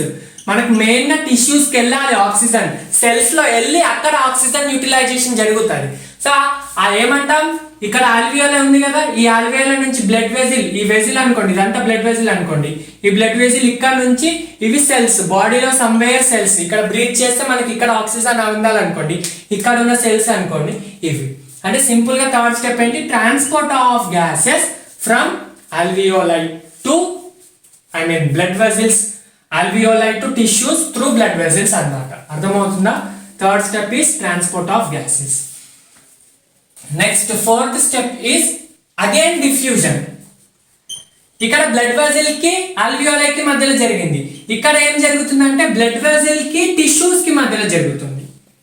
చూడండి, ఇక్కడ బ్లడ్ వెసల్స్ తోటి టిష్యూస్ లో వచ్చి పడిపోయింది ఆక్సిజన్, కానీ ఇక్కడ డైరెక్ట్ వెళ్ళిపోదు కదా, డిఫ్యూజన్ జరగాలి, ఇక్కడ నుంచి ఇక్కడికి మూవ్ కావాలి, ఇక్కడ నుంచి కార్బన్ డైఆక్సైడ్ ఇక్కడికి మూవ్ కావాలి. సో దాన్ని ఏమంటాం, డిఫ్యూజన్ అంటాం. ఇక్కడ డిఫ్యూజన్ జరుగుతుంది. Fourth step is diffusion of gases from blood vessel to tissues, simple గా ట్రాన్స్పోర్ట్. నెక్స్ట్ ఫిఫ్త్ ఏంటంటే release of carbon dioxide, release of carbon dioxide through oxidation. Very very very very important. ఈ fifth process మొత్తమే respiration chapter. ఈ fifth process ని మనం human ఫిజియాలజీలో చదవట్లేదు, ఎక్కడ చదువుతున్నాం, ప్లాంట్ ఫిజియాలజీ రెస్పిరేషన్ దగ్గర ఫిఫ్త్ ప్రాసెస్ ని చదువుతున్నాం. అన్నిట్లో రెస్పిరేషన్ కామన్ కాబట్టి మాక్సిమం ప్లాంట్స్ లో హ్యూమన్స్ లో కాబట్టి అక్కడ మనం డీటెయిల్ గా చదువుతాం. కాకపోతే ఒక్క చిన్న 2 minutes వ్యూ ఇచ్చేస్తున్నాను ఓవరాల్ గా. Release of carbon dioxide. ఎందుకు కార్బన్ డైఆక్సైడ్ రిలీజ్ అయింది సార్, మనకి ఇక్కడ దాకా ఆక్సిజన్ వచ్చింది కదా. నేను ఆల్రెడీ ఫస్ట్ నుంచి చెప్తున్నా, ఆక్సిజన్ లోపలికి కార్బన్ డైఆక్సైడ్ బయటికి, oxygen into carbon dioxide out. ఎందుకు ఆ కార్బన్ డైఆక్సైడ్ వచ్చింది ఆల్రెడీ మనం చెప్పాము. ఇది ఏదైతే ఆక్సిజన్ మనం యూజ్ చేసుకున్నామో ఇది ఏంటి యూజ్ అవుతుందంటే oxidation of glucose. Glucose formula ఏంటి, C6H12O6. ఇది ఆక్సిడైజ్ అవుతుంది, బ్రేక్ డౌన్ అవుతుంది. బ్రేక్ అయ్యి ఎలా రిలీజ్ అవుతుంది, carbon dioxide, water, ATP energy లాగే రిలీజ్ అవుతుంది. ఈ వాటర్ సెల్ కి కావాలి, ఎనర్జీ సెల్ కి బాడీకి కావాలి, కార్బన్ డైఆక్సైడ్ హార్మ్ఫుల్ బయటికి వెళ్ళిపోవాలి. సో ఈ రిలీజ్ ఆఫ్ ఆక్సిజన్, ఈ రిలీజ్ ఆఫ్ కార్బన్ డైఆక్సైడ్ ఇక్కడ ఏదైతే ఫామ్ అయిన కార్బన్ డైఆక్సైడ్ ఉందో ఇది బయటికి ఎక్స్చేంజ్ అవుతుంది. మళ్ళీ ఇక్కడ నుంచి బ్లడ్ వెసల్స్ నుంచి ఆల్వియోలై అలా ఎక్స్చేంజ్ జరుగుతుంది. ఎక్కడైనా ఎక్స్చేంజ్ అంటే ఓన్లీ ఆక్సిజన్ కాదు, ఆక్సిజన్ కార్బన్ డైఆక్సైడ్ అనమాట. Right, very important 5 steps. First మళ్ళీ ఒకసారి చెప్తా. బ్రీతింగ్, ఫస్ట్ ఆక్సిజన్ బయటకు వచ్చింది త్రూ లంగ్స్, కార్బన్ డైఆక్సైడ్ వెళ్ళిపోయింది. డిఫ్యూజన్ ఎక్కడ, ఆల్వియోలైకి బ్లడ్ వెసల్ కి జరిగింది. నెక్స్ట్ అక్కడ నుంచి బ్లడ్ వెసల్స్ నుంచి టిష్యూస్ కి ట్రాన్స్పోర్ట్ అయింది, మళ్ళీ బ్లడ్ వెసల్స్ కి టిష్యూస్ కి మధ్యలో ఎక్స్చేంజ్ జరిగింది. డిఫ్యూజన్ అంటే సింపుల్ గా ఎక్స్చేంజ్, అర్థమవుతుందా, గుర్తుపెట్టుకోండి. ఎక్స్చేంజ్ అన్న డిఫ్యూజన్ అన్న same. Next release of carbon dioxide, అక్కడ యూజ్ చేసుకున్న ఆక్సిజన్ ని యూటిలైజ్ చేసుకొని ఆక్సిడేషన్ అంటే బ్రేక్ డౌన్ జరిగి కార్బన్ డైఆక్సైడ్ రిలీజ్ అవుతుంది. ఇవి 5 important step, very very very very important. ఇది అర్థమైతే నెక్స్ట్ చాప్టర్ అంతా ఈజీగా అర్థమవుతుంది. చూడండి, ఇప్పుడు ఈ చాప్టర్ అంతా ఏమి ఉండదు, రెస్పిరేషన్ లో 5 steps అని చెప్పాను కదా, ఆ ఒక్కొక్క స్టెప్ గురించి చాప్టర్ మొత్తం డీటెయిల్ గా ఉంటుంది. ఫస్ట్ స్టెప్ ఏంటి, బ్రీతింగ్. సో బ్రీతింగ్ యొక్క మెకానిజం ఎలా జరుగుతుంది, యాక్చువల్ గా బ్రీతింగ్ చూడాలి. బ్రీతింగ్ అంటే ఏంటి, intake of oxygen, release of carbon dioxide. అంటే సింపుల్ గా అట్మాస్ఫియర్ లో ఉన్న ఎయిర్ ని లోపలికి తీసుకోవడం, లోపల లంగ్స్ లో ఉన్న ఎయిర్ ని బయటికి వదలడం. లంగ్స్ లో ఉన్న దాన్ని బయటికి రిలీజ్ చేస్తే అది రిలీజ్ అవుట్ అంటే బ్రీతింగ్ అవుట్ అంటాం. అర్థమవుతుందా, బయట ఉన్న దాన్ని బ్రీత్ చేయడం. సో బ్రీత్ ఇన్ అంటే atmospheric air is drawn into the lungs is known as inspiration. అర్థమవుతుందా, బ్రీత్ అవుట్ అంటే లంగ్స్ లో ఉన్న గ్యాసెస్ ని బయటికి బ్రీత్ చేస్తే, బయటికి రిలీజ్ చేస్తే దాన్ని ఎక్స్పిరేషన్ అంటారు. Everyone, breath in is intake of oxygen and breath out is release of carbon dioxide or the gases present in lungs అన్నమాట. అర్థమవుతుందా, ఈ మెకానిజం బ్రీతింగ్ ఎలా జరుగుతుందంటే it is due to the pressure difference in pressure or concentration difference. Concentration అంటే the amount of substance present per unit mole. ఇది మీకు అంత అవసరం లేదు కెమిస్ట్రీ, కానీ కాన్సంట్రేషన్ అంటే సింపుల్ గా the amount of substance present అని గుర్తుపెట్టుకోండి. ప్రెషర్ అండ్ కాన్సంట్రేషన్ డిఫరెన్స్ వల్ల ఎక్కడ, లంగ్స్ కి అట్మాస్ఫియర్ కి మధ్యలో.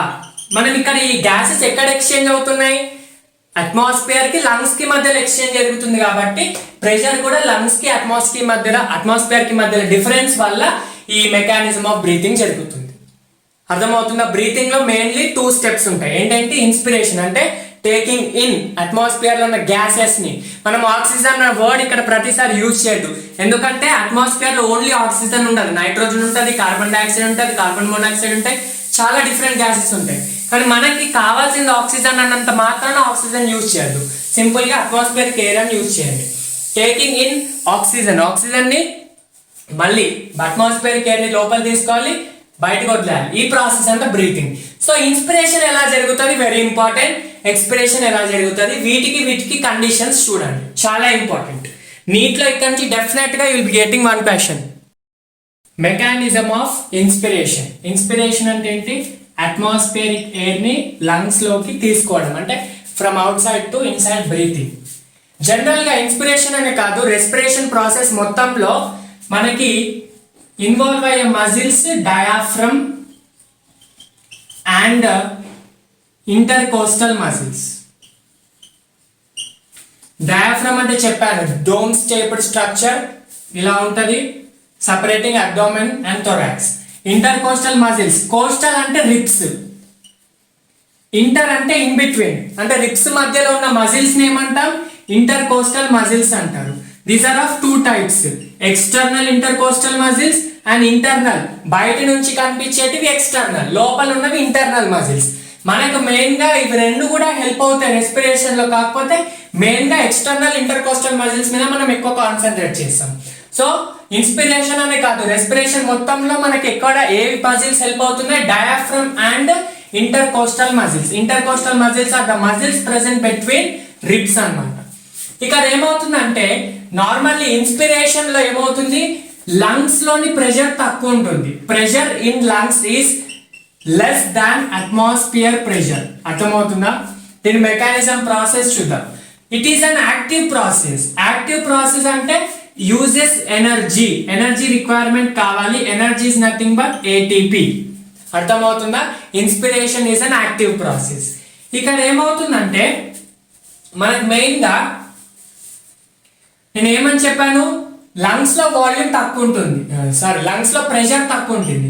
So pressure in lungs is less than pressure in atmosphere అని చెప్తున్నాం.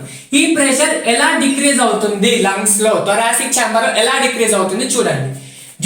Mainly due to the contraction of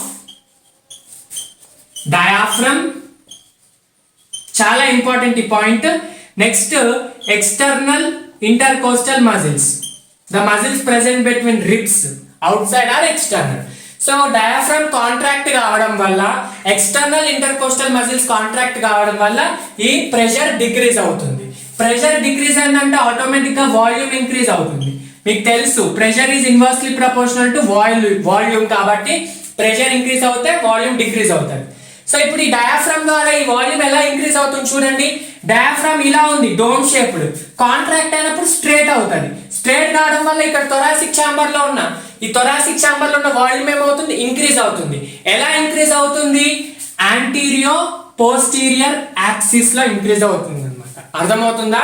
అంటే యాంటీరియర్ అంటే అప్పర్, పోస్టీరియర్ అంటే లోయర్. సో ఇలా మనకి లంగ్ లోని వాల్యూమ్ ఇలా ఇంక్రీజ్ అవుతుంది. అర్థమవుతుందా? సో ఇది డయాఫ్రమ్ కాంట్రాక్షన్ వల్ల. Next external intercostal muscles contract అయినప్పుడు ఏమవుతుంది? రిబ్స్ ఇంకా స్టెర్నమ్ పైకి లిఫ్ట్ అవుతాయి అన్నమాట. స్టెర్నమ్ అండ్ రిబ్స్, స్టెర్నమ్ అంటే బ్రెస్ట్ బోన్, లాటరల్ గా రిబ్స్. సో ఈ ఎక్స్టర్నల్ ఇంటర్కోస్టల్ మజిల్స్ కాంట్రాక్ట్ అయినప్పుడు ఏమవుతుంది? ఈ సైడ్స్ లో అంటే డార్సల్ వెంట్రల్ సైడ్స్ లో, ఇది యాంటీరియర్ పోస్టీరియర్ అంటే అప్పర్ అండ్ లోయర్ సైడ్స్ లో ఇలా వాల్యూమ్ ఇంక్రీజ్ అయింది. ఈ మజిల్స్ వల్ల, ఇంటర్కోస్టల్ మజిల్స్ వల్ల ఏంటి? డార్సల్ అండ్ వెంట్రల్ సైడ్ లో, dorsal and ventrally the volume is increased. ఎలా ఇంక్రీజ్ అవుతుంది? Due to lifting up of ribs and sternum. So ఇప్పుడు ఓవరాల్ గా థొరాసిక్ ఛాంబర్ యొక్క వాల్యూమ్ ఏమైంది? సింప్లీ ఇంక్రీజ్ అయింది. వాల్యూమ్ ఇంక్రీజ్ అయితే ఇంట్రాపల్మనరీ ప్రెషర్ ఏమవుతుంది? డిక్రీజ్ అవుతుంది. Intrapulmonary pressure is nothing but pressure with in lungs. So pressure decreases. Pressure decrease అయినప్పుడు బయట అట్మాస్ఫియర్ లో ఆక్సిజన్ యొక్క ప్రెషర్ అంటే గ్యాసెస్ యొక్క ప్రెషర్ ఎక్కువ ఉంది, లోపల లంగ్స్ లో తక్కువ ఉంది. కాబట్టి ఏమవుతుంది? Diffusion of gas from atmosphere to lungs, higher concentration from atmosphere to lower concentration of lungs. ఆ డిఫ్యూజన్ కావడం వల్ల ఎయిర్ ని మనం బ్రీత్ చేస్తున్నాం అన్న కొద్దీ ఇన్హేల్ అవుతుంది. Inhaling of, breathing off or breathing in of atmospheric gases is due to decreased pressure or increased volume in lungs. So అలా వాల్యూమ్ ఇంక్రీజ్ కావడం వల్ల బయట ఉన్న ఎయిర్ లోపలికి వస్తుంది. సో దీనికి మనం ఏదైతే బ్రీత్ చేస్తున్నామో ఆ బ్రీతింగ్ కి ఎనర్జీ కావాలి కాబట్టి it's an active process. Very important 5 points. First diaphragm and external intercostal muscles contract అవుతాయి. డయాఫ్రమ్ కాంట్రాక్ట్ అయినప్పుడు ఏమవుతుంది, యాంటీరియర్ పోస్టీరియర్ యాక్సిస్ లో వాల్యూమ్ ఇంక్రీజ్ అవుతుంది. ఎక్స్టర్నల్ ఇంటర్కోస్టల్ మజిల్స్ కాంట్రాక్ట్ అయినప్పుడు రిబ్స్ అండ్ స్టెర్నమ్ లిఫ్ట్ అయిపోయి డార్సో వెంట్రల్ యాక్సిస్ లో మనకి volume increase అవుతుంది. ఓవరాల్ గా వాల్యూమ్ ఇంక్రీజ్ అవుతుంది, ప్రెషర్ డిక్రీజ్ అవుతుంది, hire to lower pressure air in వస్తుంది. సో ఇలా మన బయట ఉన్న ఎయిర్ అనేది లోపలికి వస్తుంది. This is mechanism of inspiration. అర్థమవుతుందా? దీనికి క్వైట్ ఆపోజిట్ గా మెకానిజం ఆఫ్ ఎక్స్పిరేషన్ ఉంటుంది. ఏంటో చూడండి, సింపుల్. ఇన్స్పిరేషన్ అర్థమైతే ఎక్స్పిరేషన్ కూడా అర్థమవుతుంది. Mechanism of expiration. ఎక్స్పిరేషన్ అంటే ఏంటి? Breath out, breath out or exhaling. ఇక్కడ ఏమవుతుందంటే ప్రెషర్ ఇన్సైడ్ లంగ్స్ అంటే intrapulmonary pressure is higher than atmospheric pressure. Atmosphere లో ప్రెషర్ లో ఉంటుంది, ఇంట్రాపల్మనరీ ప్రెషర్ హై ఉంటుంది. ప్రెషర్ హై ఉంటే వాల్యూమ్ ఏమవుతుంది? డిక్రీజ్ అవుతుంది, డిక్రీజ్ అవుతుంది. So higher pressure to lower pressure, lungs లో హయ్యర్ ప్రెషర్, బయట lower pressure. So gas high to low మనకి ఎక్సైల్ అవుతుంది. ఇంతకు ముందు కూడా హై టు లోనే, కాకపోతే అది అట్మాస్ఫియర్ కి హై, లంగ్స్ కి లో. ఇక్కడ లంగ్స్ కి హై, అట్మాస్ఫియర్ కి లో. ఇక్కడ వాల్యూమ్ ఎలా డిక్రీజ్ అవుతుందో చూడండి. Due to relaxation of same diaphragm and external intercostal muscles. So ఇప్పుడు ఏమవుతుంది, డయాఫ్రమ్ రిలాక్స్ అయినప్పుడు మళ్ళీ డోమ్ షేప్ లో వచ్చేస్తుంది, వాల్యూమ్ రెడ్యూస్ అవుతుంది, ప్రెషర్ ఇంక్రీజ్ అవుతుంది. External intercostal muscles volume reduce చేస్తాయి. ఎలా? ఇంతకు ముందు లిఫ్ట్ అప్ చేసాయి కదా, ఇప్పుడు లిఫ్ట్ డౌన్ చేస్తాయి. There means ribs and sternum. అర్థమవుతుందా? నెక్స్ట్ ఇక్కడ ఇంకొక పాయింట్ ఏంటంటే డయాఫ్రమ్ యొక్క మజిల్స్ ని ప్రెనిక్ మజిల్స్ అంటారు. ఇక్కడ కోస్టల్ మజిల్స్ ఎలా అన్నాం, రిబ్స్ యొక్క మజిల్స్ ని కోస్టల్ మజిల్స్ ఎలాగో డయాఫ్రమ్ యొక్క మజిల్స్ ని ప్రెనిక్ మజిల్స్. నెక్స్ట్ ఇంపార్టెంట్ పాయింట్ ఏంటంటే ఇది ప్యాసివ్ ప్రాసెస్. ఎప్పుడైనా ఇన్హేల్ చేసినప్పుడు ఎనర్జీ కావాలి అన్నప్పుడు ఎనర్జీ కావాలి, వదులుతున్నప్పుడు నార్మల్ గా వదిలేస్తాం, ఎనర్జీ యూజ్ చేయం. కాబట్టి ఇది passive process without involvement of ATP అన్నమాట. అర్థమవుతుందా? సో ఓవరాల్ ఇక్కడ ఏమైంది, నీకు వాల్యూమ్ డిక్రీజ్ అయింది. వాల్యూమ్ డిక్రీజ్ అయితే ప్రెషర్ ఏమవుతుంది? ఇంక్రీజ్ అవుతుంది. సో ఇంట్రాపల్మనరీ ప్రెషర్ ఇంక్రీజ్డ్ కాబట్టి from lungs to outside gas exhale అవుతుంది. అర్థమవుతుందా? కండిషన్స్ ఏంటి ఇక్కడ? Breathe out, lungs pressure higher, relaxation of diaphragm and external costal muscles, passive process. Very important. ఇలా మనము breathing in and breathing out చేస్తాం. అయితే human beings normal గా ఏం చేస్తారంటే, human beings per minute 60 seconds లో 12 to 16 టైమ్స్ ఇలా జరుగుతుంది అనమాట. 12 to 16 టైమ్స్ బ్రీతింగ్ జరుగుతుంది. అంటే both exhaling and inhaling 12 to 16 times చేస్తాము. సో ఈ 12 to 16 టైమ్స్ కాకుండా మనము మన ఓన్ గా కూడా మన లోపల ఉన్న ప్రెషర్ ని తీసుకోవచ్చు. అంటే మనం ఇన్హేలింగ్ ఎక్సైలింగ్ మన ఓన్ గా కూడా చేయొచ్చు. ఎగ్జాంపుల్ బ్రీతింగ్ ఎక్సర్సైజెస్, ప్రాణాయామ ఏదైతే ఉందో ఇది మనం ఓన్ గా చేస్తున్నాం. నార్మల్ వాల్యూ కంటే మనం దాన్ని ఇంకా మన ఓన్ గా ఇన్హేల్ అండ్ ఎక్సైల్ చేస్తున్నాం. ఫాస్ట్ గా కూడా చేయొచ్చు, స్లోగా కూడా చేయొచ్చు. It depends upon the individual. అంటే కొందరికి ఏంటి, చిల్డ్రన్ కి ఫాస్ట్ బ్రీతింగ్ ఉంటుంది, కొందరు స్మోకింగ్ చేసే వాళ్ళకి ఫాస్ట్ బ్రీతింగ్ ఉంటుంది, ఆస్తమా పేషెంట్స్ కి ఫాస్ట్ బ్రీతింగ్ ఉంటుంది. మనం ఓన్ గా ఎక్సర్సైజెస్ చేసేటప్పుడు కూడా మనం బ్రీతింగ్ ని ఇన్హేల్ అండ్ ఎక్సైల్ చేయొచ్చు. సో ఇప్పుడు మనం ఓన్ గా మనం ఆల్టర్ చేసామనుకోండి ఎక్సైలింగ్ అండ్ ఇన్హేల్ ని, అప్పుడు డయాఫ్రమ్ ఇంకా ఎక్స్టర్నల్ ఇంటర్కోస్టల్ మజిల్స్ తో పాటు అబ్డామినల్ మజిల్స్ ఇన్వాల్వ్ అవుతాయి. Very important. అబ్డామినల్ అంటే స్టమక్ లో ఇక్కడ ఈ రీజియన్ లో ఏదైతే మజిల్స్ ఉంటాయో ఆ మజిల్స్ ద్వారా మనం ఎక్స్పిరేషన్ అండ్ ఇన్స్పిరేషన్ ని ఆల్టర్ చేసుకోవచ్చు. చూడండి, ఇలా అన్నప్పుడు ఓన్లీ ఏమవుతుంది, ఇక్కడ థొరాసిక్ ఛాంబర్ లో ఉన్న మజిల్స్ అన్నప్పుడు ఏమవుతుంది, అబ్డామినల్ మజిల్స్ ని ఇన్వాల్వ్ చేస్తున్నాం. Right? Science, you need to do every action, you need to perform, don't make humour of it. Okay. So this is about expiration and inspiration. So ఏంటి, human beings 12 to 16 times మనం breath చేయొచ్చు. So breathing rate ని measure చేసే device ని spirometer అంటారు. ఆ graph ఏదైతే వస్తుందో దాన్ని స్పైరోగ్రామ్ అంటారు. ఈ స్పైరోగ్రామ్ ని బేస్ చేసుకొని మనం లంగ్ కెపాసిటీస్, లంగ్ వాల్యూమ్స్ ని డిస్కస్ చేద్దాం. ఎన్సీఆర్టీ లో ఉన్నట్టు లంగ్ వాల్యూమ్స్, లంగ్ కెపాసిటీస్ చదవద్దు. స్పైరోగ్రామ్ వేస్తాను, దాన్ని బట్టి మీరు లంగ్ వాల్యూమ్స్, లంగ్ కెపాసిటీ చదివితే చాలా ఈజీగా సింపుల్ గా అర్థమవుతుంది. ఓకేనా?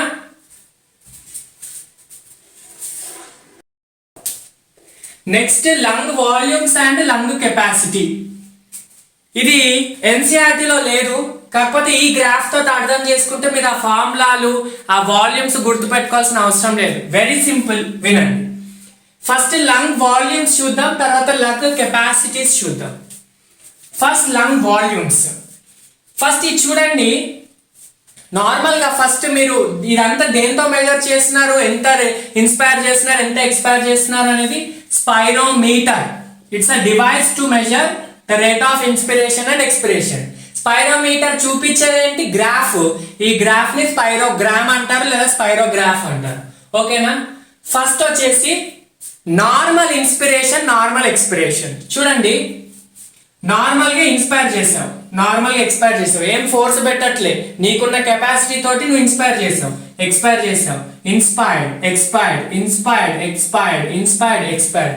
ఇలా నువ్వు inspiration increasing, decreasing, increasing, decreasing of capacity. అలా నువ్వు మినిట్ కి ఎన్ని టైమ్స్ చేయొచ్చు అని చెప్పాను, 12 to 16 టైమ్స్ చేయొచ్చు అని చెప్పాను. అర్థమవుతుందా?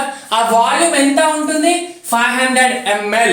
You can inspire 500 ml per breath. Breath కి 500 ml. సో 500 into 12 చేస్తే అవుతుంది 6000 అవుతుంది. 500 into 16 చేస్తే 8000 అవుతుంది. సో ఇది మినిమం, ఇది మాక్సిమం. అంటే టోటల్ వాల్యూమ్ ఎంత, 6000 to 8000. నువ్వు నార్మల్ గా ఇన్స్పిరేషన్ ఇంత చేస్తావు, ఎక్స్పిరేషన్, ఇన్స్పిరేషన్, ఇన్స్పిరేషన్. ఓకే, ఇది నార్మల్ థింగ్. ఏంటి టైడల్ వాల్యూమ్ అంటే ఏంటి, టీవీ అంటే టైడల్ వాల్యూమ్. మీరు ఎన్సీఆర్టీలో వీటి ఫుల్ ఫార్మ్స్ ఉంటాయి. Tidal volume is the amount of air inhale or exhale during normal inspiration or expiration is known as tidal volume. ఓకేనా? తర్వాత ఇది వచ్చేసింది కదా. తర్వాత నార్మల్ ఎక్స్పిరేషన్ అయిపోయింది, నార్మల్ ఇన్స్పిరేషన్ అయిపోయింది. ఇక్కడ వరకు నువ్వు బ్రీత్ చేసావు. తర్వాత నేను ఏం చెప్తున్నా అంటే, నువ్వు ఫోర్స్ గా నీ ఎంత కెపాసిటీ ఉంటే అంతవరకు బ్రీత్ చేయ అంటున్నాడు. నేను ఫోర్స్ పెట్టి ఇంతవరకు బ్రీత్ చేశా. ఆ లిమిట్, ఈ లిమిట్ తర్వాత బ్రీత్ చేయలేము, ఈ లిమిట్ వరకు బ్రీత్ చేస్తాం. అంటే the forced inspiration, the amount of air inhaled for forced inspiration. Forced inspiration ద్వారా ఎంత అమౌంట్ ఆఫ్ ఎయిర్ ని నువ్వు తీసుకుంటున్నావో దాన్నే ఇన్స్పిరేటరీ రిజర్వ్ వాల్యూమ్ అంటున్నారు. అర్థమవుతుందా? Right everyone? చూడండి, ఈ టైడల్ వాల్యూమ్ కాకుండా నువ్వు ఎంత వరకు తీసుకుంటావు, ఈ లిమిట్ వరకు తీసుకుంటావు, ఈ లిమిట్ వరకు తీసుకుంటావు, దాన్ని ఇన్స్పిరేటరీ రిజర్వ్ వాల్యూమ్ అంటున్నారు.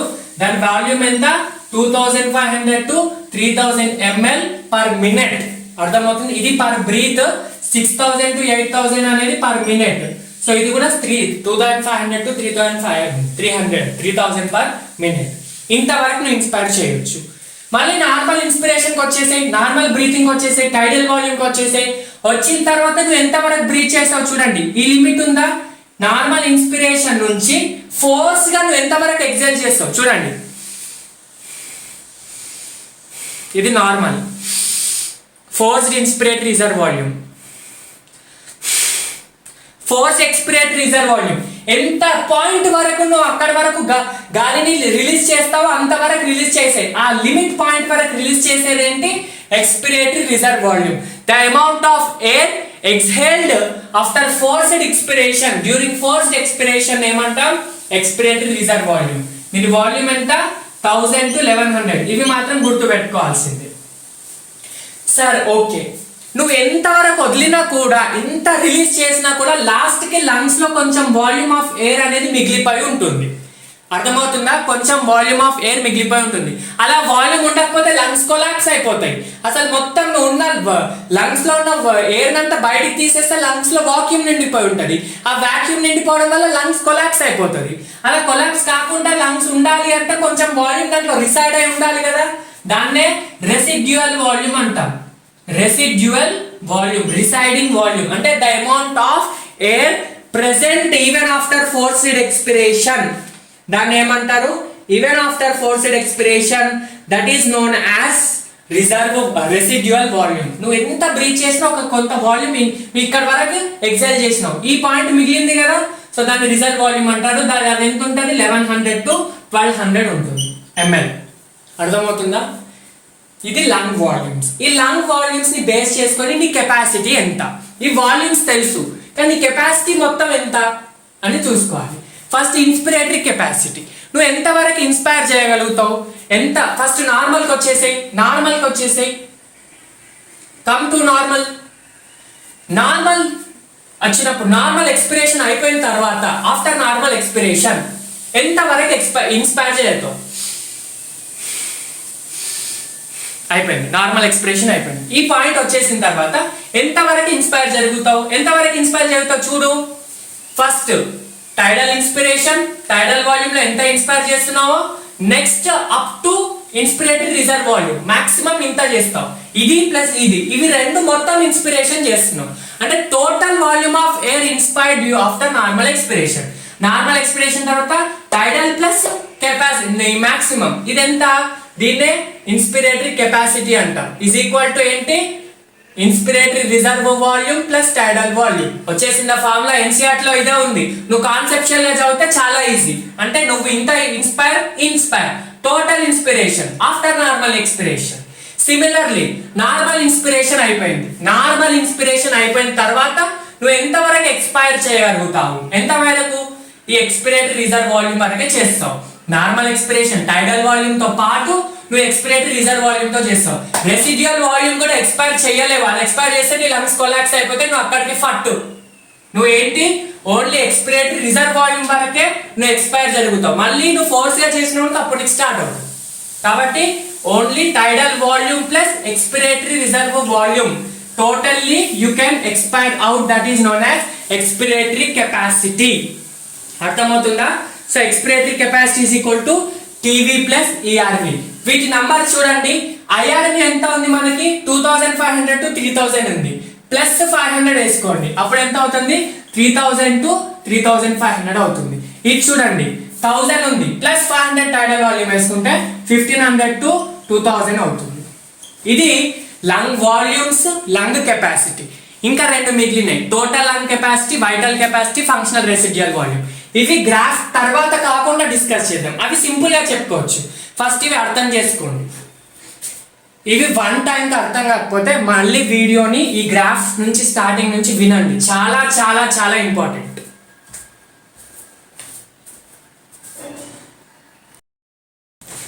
Next functional residual capacity. Total మొత్తం మనము వాల్యూమ్స్, కెపాసిటీస్ నేర్చుకున్నాం కాబట్టి దాంట్లో first inspiratory capacity, expiratory capacity చాలా ఇంపార్టెంట్. ఇవి మూడు అనేది కొంచెం అడిషనల్గా మీరు నేర్చుకోవాలి.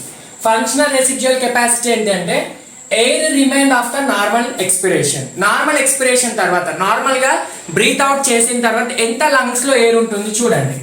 ఎంత ఉంటుంది చూడండి. నార్మల్ ఎక్స్పిరేషన్, ఇది నార్మల్ ఇన్స్పిరేషన్, ఇది నార్మల్ ఎక్స్పిరేషన్. ఎక్స్పిరేషన్ తర్వాత లంగ్స్ లో ఎంత ఎయిర్ ఉంది? ఇంత ఎక్స్పిరేటరీ రిజర్వ్ వాల్యూమ్ ఉంది ప్లస్ ఆర్వి ఉంది చూడండి. ఇది దీని తర్వాత ఎంత మిగిలి ఉందో అది. So ERV plus RV. So the air remained in lungs after normal expiration.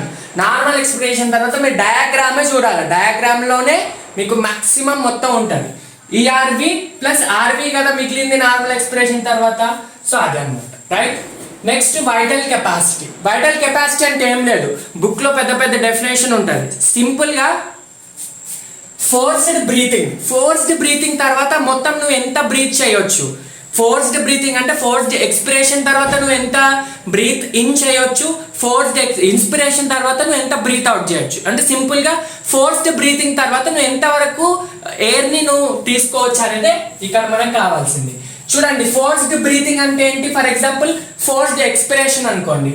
Forced expiration అంటే నువ్వు ఎక్కడి వరకు ఎక్స్పైర్ చేస్తున్నావు? ఈఆర్వి వరకు ఎక్స్పైర్ చేయొచ్చు. లిమిట్ అదే కదా, ఆర్వి చేయలేం కదా. సో ఈఆర్వి వరకు చేయొచ్చు ప్లస్ టీవీ ఐఆర్వి కూడా నువ్వు బ్రీతింగ్ చేసుకోవచ్చు. అర్థమవుతుందా? అంటే ఇక్కడ బ్రీత్ ఇన్ అవుట్ అని కాదు, ఫోర్స్డ్ బ్రీతింగ్ తర్వాత ఎంతవరకు నువ్వు చేయొచ్చు. ఒకవేళ అది ఎక్స్పిరేషన్ అయితే ఈఆర్వి టీవీ ప్లస్ ఐఆర్వి చేయొచ్చు. ఒకవేళ అది ఇన్స్పిరేషన్ అయింది అనుకోండి, ఈ ఐఆర్వి చేస్తూ టీవీ ప్లస్ ఈఆర్వి చేయొచ్చు. అర్థమవుతుందా? ఇన్స్పిరేట్ రిజర్వ్ వాల్యూమ్ అంటే ఇంతవరకు నువ్వు మాక్సిమం బ్రీత్ చేసి ఇవి రెండు బ్రీత్ చేయొచ్చు. అంటే నీ కెపాసిటీ ఇంతే, దీన్ని నువ్వేం చేయలేవు. ఆ రెసిడ్యువల్ వాల్యూమ్ నువ్వు ఏం చేయలేవు. అంటే వైటల్ కెపాసిటీ అంటే మెయిన్ ఇంపార్టెంట్ కెపాసిటీ ఎంతవరకు ఇంతే. నువ్వు బ్రీత్ అవుట్ చేసినా ఇన్ చేసినా ఇంతే చేస్తావు. ఇది you will not disturb. Next total lung capacity అంటే ఏంటి? అన్ని నువ్వు ఎంతవరకు మొత్తం లంగ్స్ లో ఎంత ఎయిర్ అకామిడేట్ అయి ఉంటుంది అంటే ఫోర్స్డ్ ఇన్స్పిరేషన్ తర్వాత, ఫోర్స్ గా ఇన్స్పైర్ చేసిన తర్వాత, ఇన్స్పైర్ చేసినాకనే కదా మొత్తం మనం లంగ్స్ లో ఎయిర్ ఉంటుంది. ఇంతవరకు ఇన్స్పైర్ చేసావు, దాని తర్వాత ఎంత ఉంది నీ లంగ్స్ లో ఇప్పుడు నువ్వు మెజర్ చేయాలి. ఎంత ఉంటుంది? ఐఆర్వి ఉంటుంది, టీవీ ఉంటుంది, ఈఆర్వి ఉంటుంది, ఆర్వి ఉంటుంది. అంటే ఇవి ఆల్రెడీ వైటల్ కెపాసిటీ 3 వచ్చాయి కాబట్టి వైటల్ కెపాసిటీ ప్లస్ ఆర్వి అని చెప్తాను. ఇది total lung capacity and lung volume. So ఒక్కసారి మీరు మళ్ళీ వీడియోని ఈ పార్ట్, ఈ కెపాసిటీ వాల్యూమ్ పార్ట్ ఒకసారి మంచిగా విని మీరు ఒకసారి ఎన్సీఆర్ చదవండి, చాలా అర్థమవుతుంది. ఈ మూడింటి దగ్గరనే మీరు ఇవి గుర్తుపెట్టుకోవాలి. నార్మల్ ఎక్స్పిరేషన్, ఫోర్స్డ్ బ్రీతింగ్ అంటే ఇన్స్పిరేషన్ కావచ్చు, ఎక్స్పిరేషన్ కావచ్చు. Last forced inspiration. ఈ మూడింటి దగ్గర నీ వర్డ్స్ గుర్తుపెట్టుకోవాలి, మిగతాదంతా గ్రాఫ్ గుర్తుపెట్టుకుంటే సరిపోతుంది. Right? Next exchange of gases. చూడండి, ఎన్సీఆర్టీలో రెస్పిరేషన్ చాప్టర్ చాలా ఈజీ. నేను ఆల్రెడీ చెప్పాను 5 స్టెప్స్ రెస్పిరేషన్ గుర్తుపెట్టుకుంటే చాప్టర్ అంతా చెప్పొచ్చు. ఫస్ట్ స్టెప్ ఏంటి?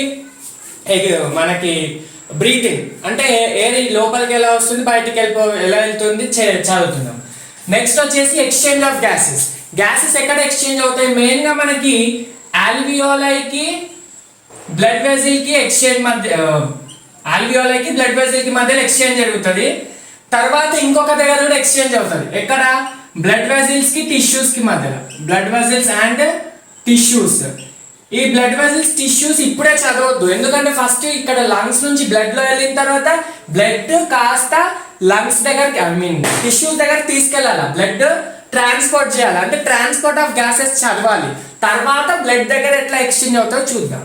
ఇక్కడ ఎక్స్చేంజ్ ఆఫ్ గ్యాసెస్ ఇక్కడ మెయిన్ గా మనం ఏమైనా చదువుతున్నాం, లంగ్స్ కి బ్లడ్ వెజిల్ కి. అంటే సింపుల్ గా లంగ్స్ అంటే ఆల్వియోలే కదా, ఆల్వియోలకి బ్లడ్ వెజిల్ కి.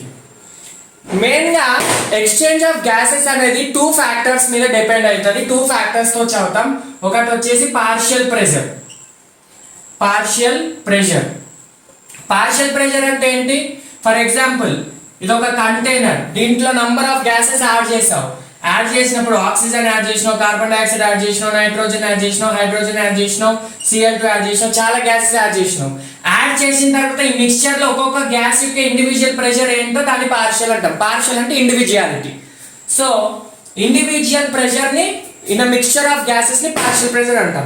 సో అలాగే మనం బ్రీత్ చేసినప్పుడు, మనం రెస్పిరేషన్ లో నార్మల్ గా బ్రీత్ చేసుకుంటున్నప్పుడు ఓన్లీ ఆక్సిజన్ రాదు, ఓన్లీ కార్బన్ డైఆక్సైడ్ రాదు, నైట్రోజన్ వస్తుంది, కార్బన్ డైఆక్సైడ్, కార్బన్ మోనాక్సైడ్. మన అట్మాస్ఫియర్ లో చాలా డిఫరెంట్ గ్యాసెస్ ఉంటాయి కదా, అవన్నీ వస్తాయి.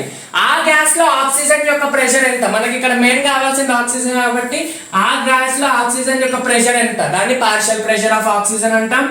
ఆ గ్యాసెస్ లో partial pressure of carbon dioxide ఎంత ఉంటుంది అనేది ఇంపార్టెంట్. చూడండి, ఫస్ట్ బ్రీత్ చేసినప్పుడు రెస్పిరేషన్ ఓన్లీ బ్రీతింగ్ తో ఆగట్లేదు, అంటిల్ సెల్స్ లో వెళ్ళి అక్కడ గ్లూకోజ్ ఆక్సిడైజ్ అయ్యి కార్బన్ డైఆక్సైడ్ రిలీజ్ వరకు రెస్పిరేషన్ అంటాము. కాబట్టి బ్రీత్ చేస్తూనే అక్కడనే చదువుకోవద్దు పార్షియల్ ప్రెషర్, ఇండివిజువల్ స్టెప్ దగ్గర చదువుకోవాలి. ఫస్ట్ ఎక్కడ దగ్గర చదువుకోవాలి? ఫస్ట్ ఎక్కడ స్టార్ట్ అయింది రెస్పిరేషన్? బ్రీతింగ్ కదా. బ్రీతింగ్ అంటే అట్మాస్ఫియర్ ఎయిర్ ని లోపల తీసుకుంటున్నాం. అట్మాస్ఫియర్ ఎయిర్ లో పార్షియల్ ప్రెషర్ ఎంత ఉంటుంది? ఇక్కడ చూడండి, అట్మాస్ఫియర్ లో O2 partial pressure 159. Partial pressure is measured in mm of Hg, millimeter of Hg, mercury. So 159 mm of Hg ఉంటుంది. CO2 0.3, కార్బన్ డైఆక్సైడ్ తక్కువ ఉంటుంది.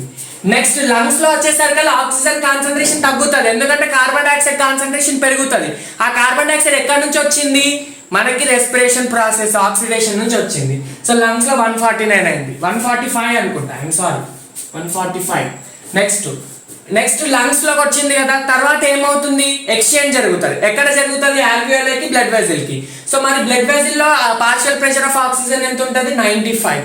ఆక్సిజనేటెడ్ అంటే ఆర్టరీస్, డిఆక్సిజనేటెడ్ అంటే వెయిన్స్. మళ్ళీ డిఆక్సిజనేటెడ్ లో అక్కడ నుంచి టిష్యూస్కి వెళ్తుంది. టిష్యూస్ దగ్గర మళ్ళీ టిష్యూస్ నుంచి హార్ట్కి ఎవరు క్యారీ చేస్తారు, డిఆక్సిజనేటెడ్ వెయిన్సే కదా, వెయిన్స్ లో 40 ఉంటాయి, టిష్యూస్ లో 40 ఉంటుంది. అలా ఆక్సిజన్ తగ్గుతా వెళ్తుంది, ఎందుకంటే కార్బన్ డైఆక్సైడ్ ఇంక్రీజ్ అవుతుంది. కార్బన్ డైఆక్సైడ్ ఎందుకు ఇంక్రీజ్ అవుతుంది సార్ అంటే due to the process of oxidation. చూడండి CO2 ఫస్ట్ అట్మాస్ఫియర్ లో 0.3 ఉంది, మళ్ళీ లంగ్స్ లోకి వచ్చేసరికి 40, అక్కడ నుంచి ట్రాన్స్పోర్ట్ అవుతుంది. ఫస్ట్ ఆర్టరీస్ లోకి వెళ్తుంది కాబట్టి ఈ ఆర్టరీస్ ట్రాన్స్పోర్టేషన్ మీకు కన్ఫ్యూజ్ అవుతే మళ్ళీ మీరు ట్రాన్స్పోర్టేషన్ సర్క్యులేషన్ చాప్టర్లో దగ్గర చదవాలి. నాకు తెలిసి కన్ఫ్యూజ్ కాదనుకున్నాను, ఎందుకంటే 10th లో మీరు ఆల్రెడీ చదివారు. ఒకవేళ ఫ్రెషర్స్ అయితే, డ్రాపర్స్ అయితే వాళ్ళకి ఐడియా ఉంటుంది. ఆక్సిజనేటెడ్ లో 40, నెక్స్ట్ డిఆక్సిజనేటెడ్ అంటే టిష్యూస్ నుంచి హార్ట్ కి తీసుకెళ్లే వెయిన్స్ లో 45, టిష్యూస్ లో 45. ఇలా మీరు పార్షియల్ ప్రెషర్ చదవాలి. ఇది పెద్ద ఇంపార్టెంట్ కాదు, ప్రతి ఒక్క step atmosphere, lungs step wise చదివితే ఇంపార్టెంట్ వచ్చేస్తుంది. Next partial pressure, exchange of gases అనేది పార్షియల్ ప్రెషర్ కాకుండా ఇంకొకటి సాల్యుబిలిటీ మీద కూడా డిపెండ్ అవుతుంది. సాల్యుబిలిటీ అంటే amount of substance soluble in the solution. అంటే ఒక దాంట్లో ఇప్పుడు బ్లడ్ లో ఉంది, బ్లడ్ కదా మనకి ఇక్కడ సొల్యూషన్, బ్లడ్ లో ఎంత డిజాల్వ్ అవుతుంది, డిజాల్వ్ అవుతానే కదా ట్రాన్స్పోర్ట్ అవుతుంది. సో సాల్యుబిలిటీ దాని మీద కూడా డిపెండ్ అవుతుంది. జనరల్ గా ఏమవుతుంది అంటే కార్బన్ డైఆక్సైడ్ యొక్క సాల్యుబిలిటీ ఆక్సిజన్ కంటే చాలా ఎక్కువ ఉంటుంది. అంటే కార్బన్ డైఆక్సైడ్ సాల్యుబిలిటీ 1 ఉంది అనుకోండి, ఆక్సిజన్ 25 ఉంటుంది, అంటే 25 టైమ్స్ గ్రేటర్ ఉంటుంది కార్బన్ డైఆక్సైడ్. ఇప్పుడు నువ్వు బ్లడ్ లో కార్బన్ డైఆక్సైడ్ ని రిలీజ్ చేసావు అనుకో, అది తొందరగా ఈజీగా సాల్వ్ అవుతుంది ఆక్సిజన్ కంటే. అర్థమవుతుందా? So that is the reason. First partial pressure, next solubility. Next వచ్చేసి డిఫ్యూజన్ మెంబ్రేన్, చాలా ఇంపార్టెంట్. డిఫ్యూజన్ మెంబ్రేన్ ఎక్కడ, ఎక్స్చేంజ్ అంటే సింపుల్ గా డిఫ్యూజన్ అని చెప్పాను ఇంతకు ముందే కదా.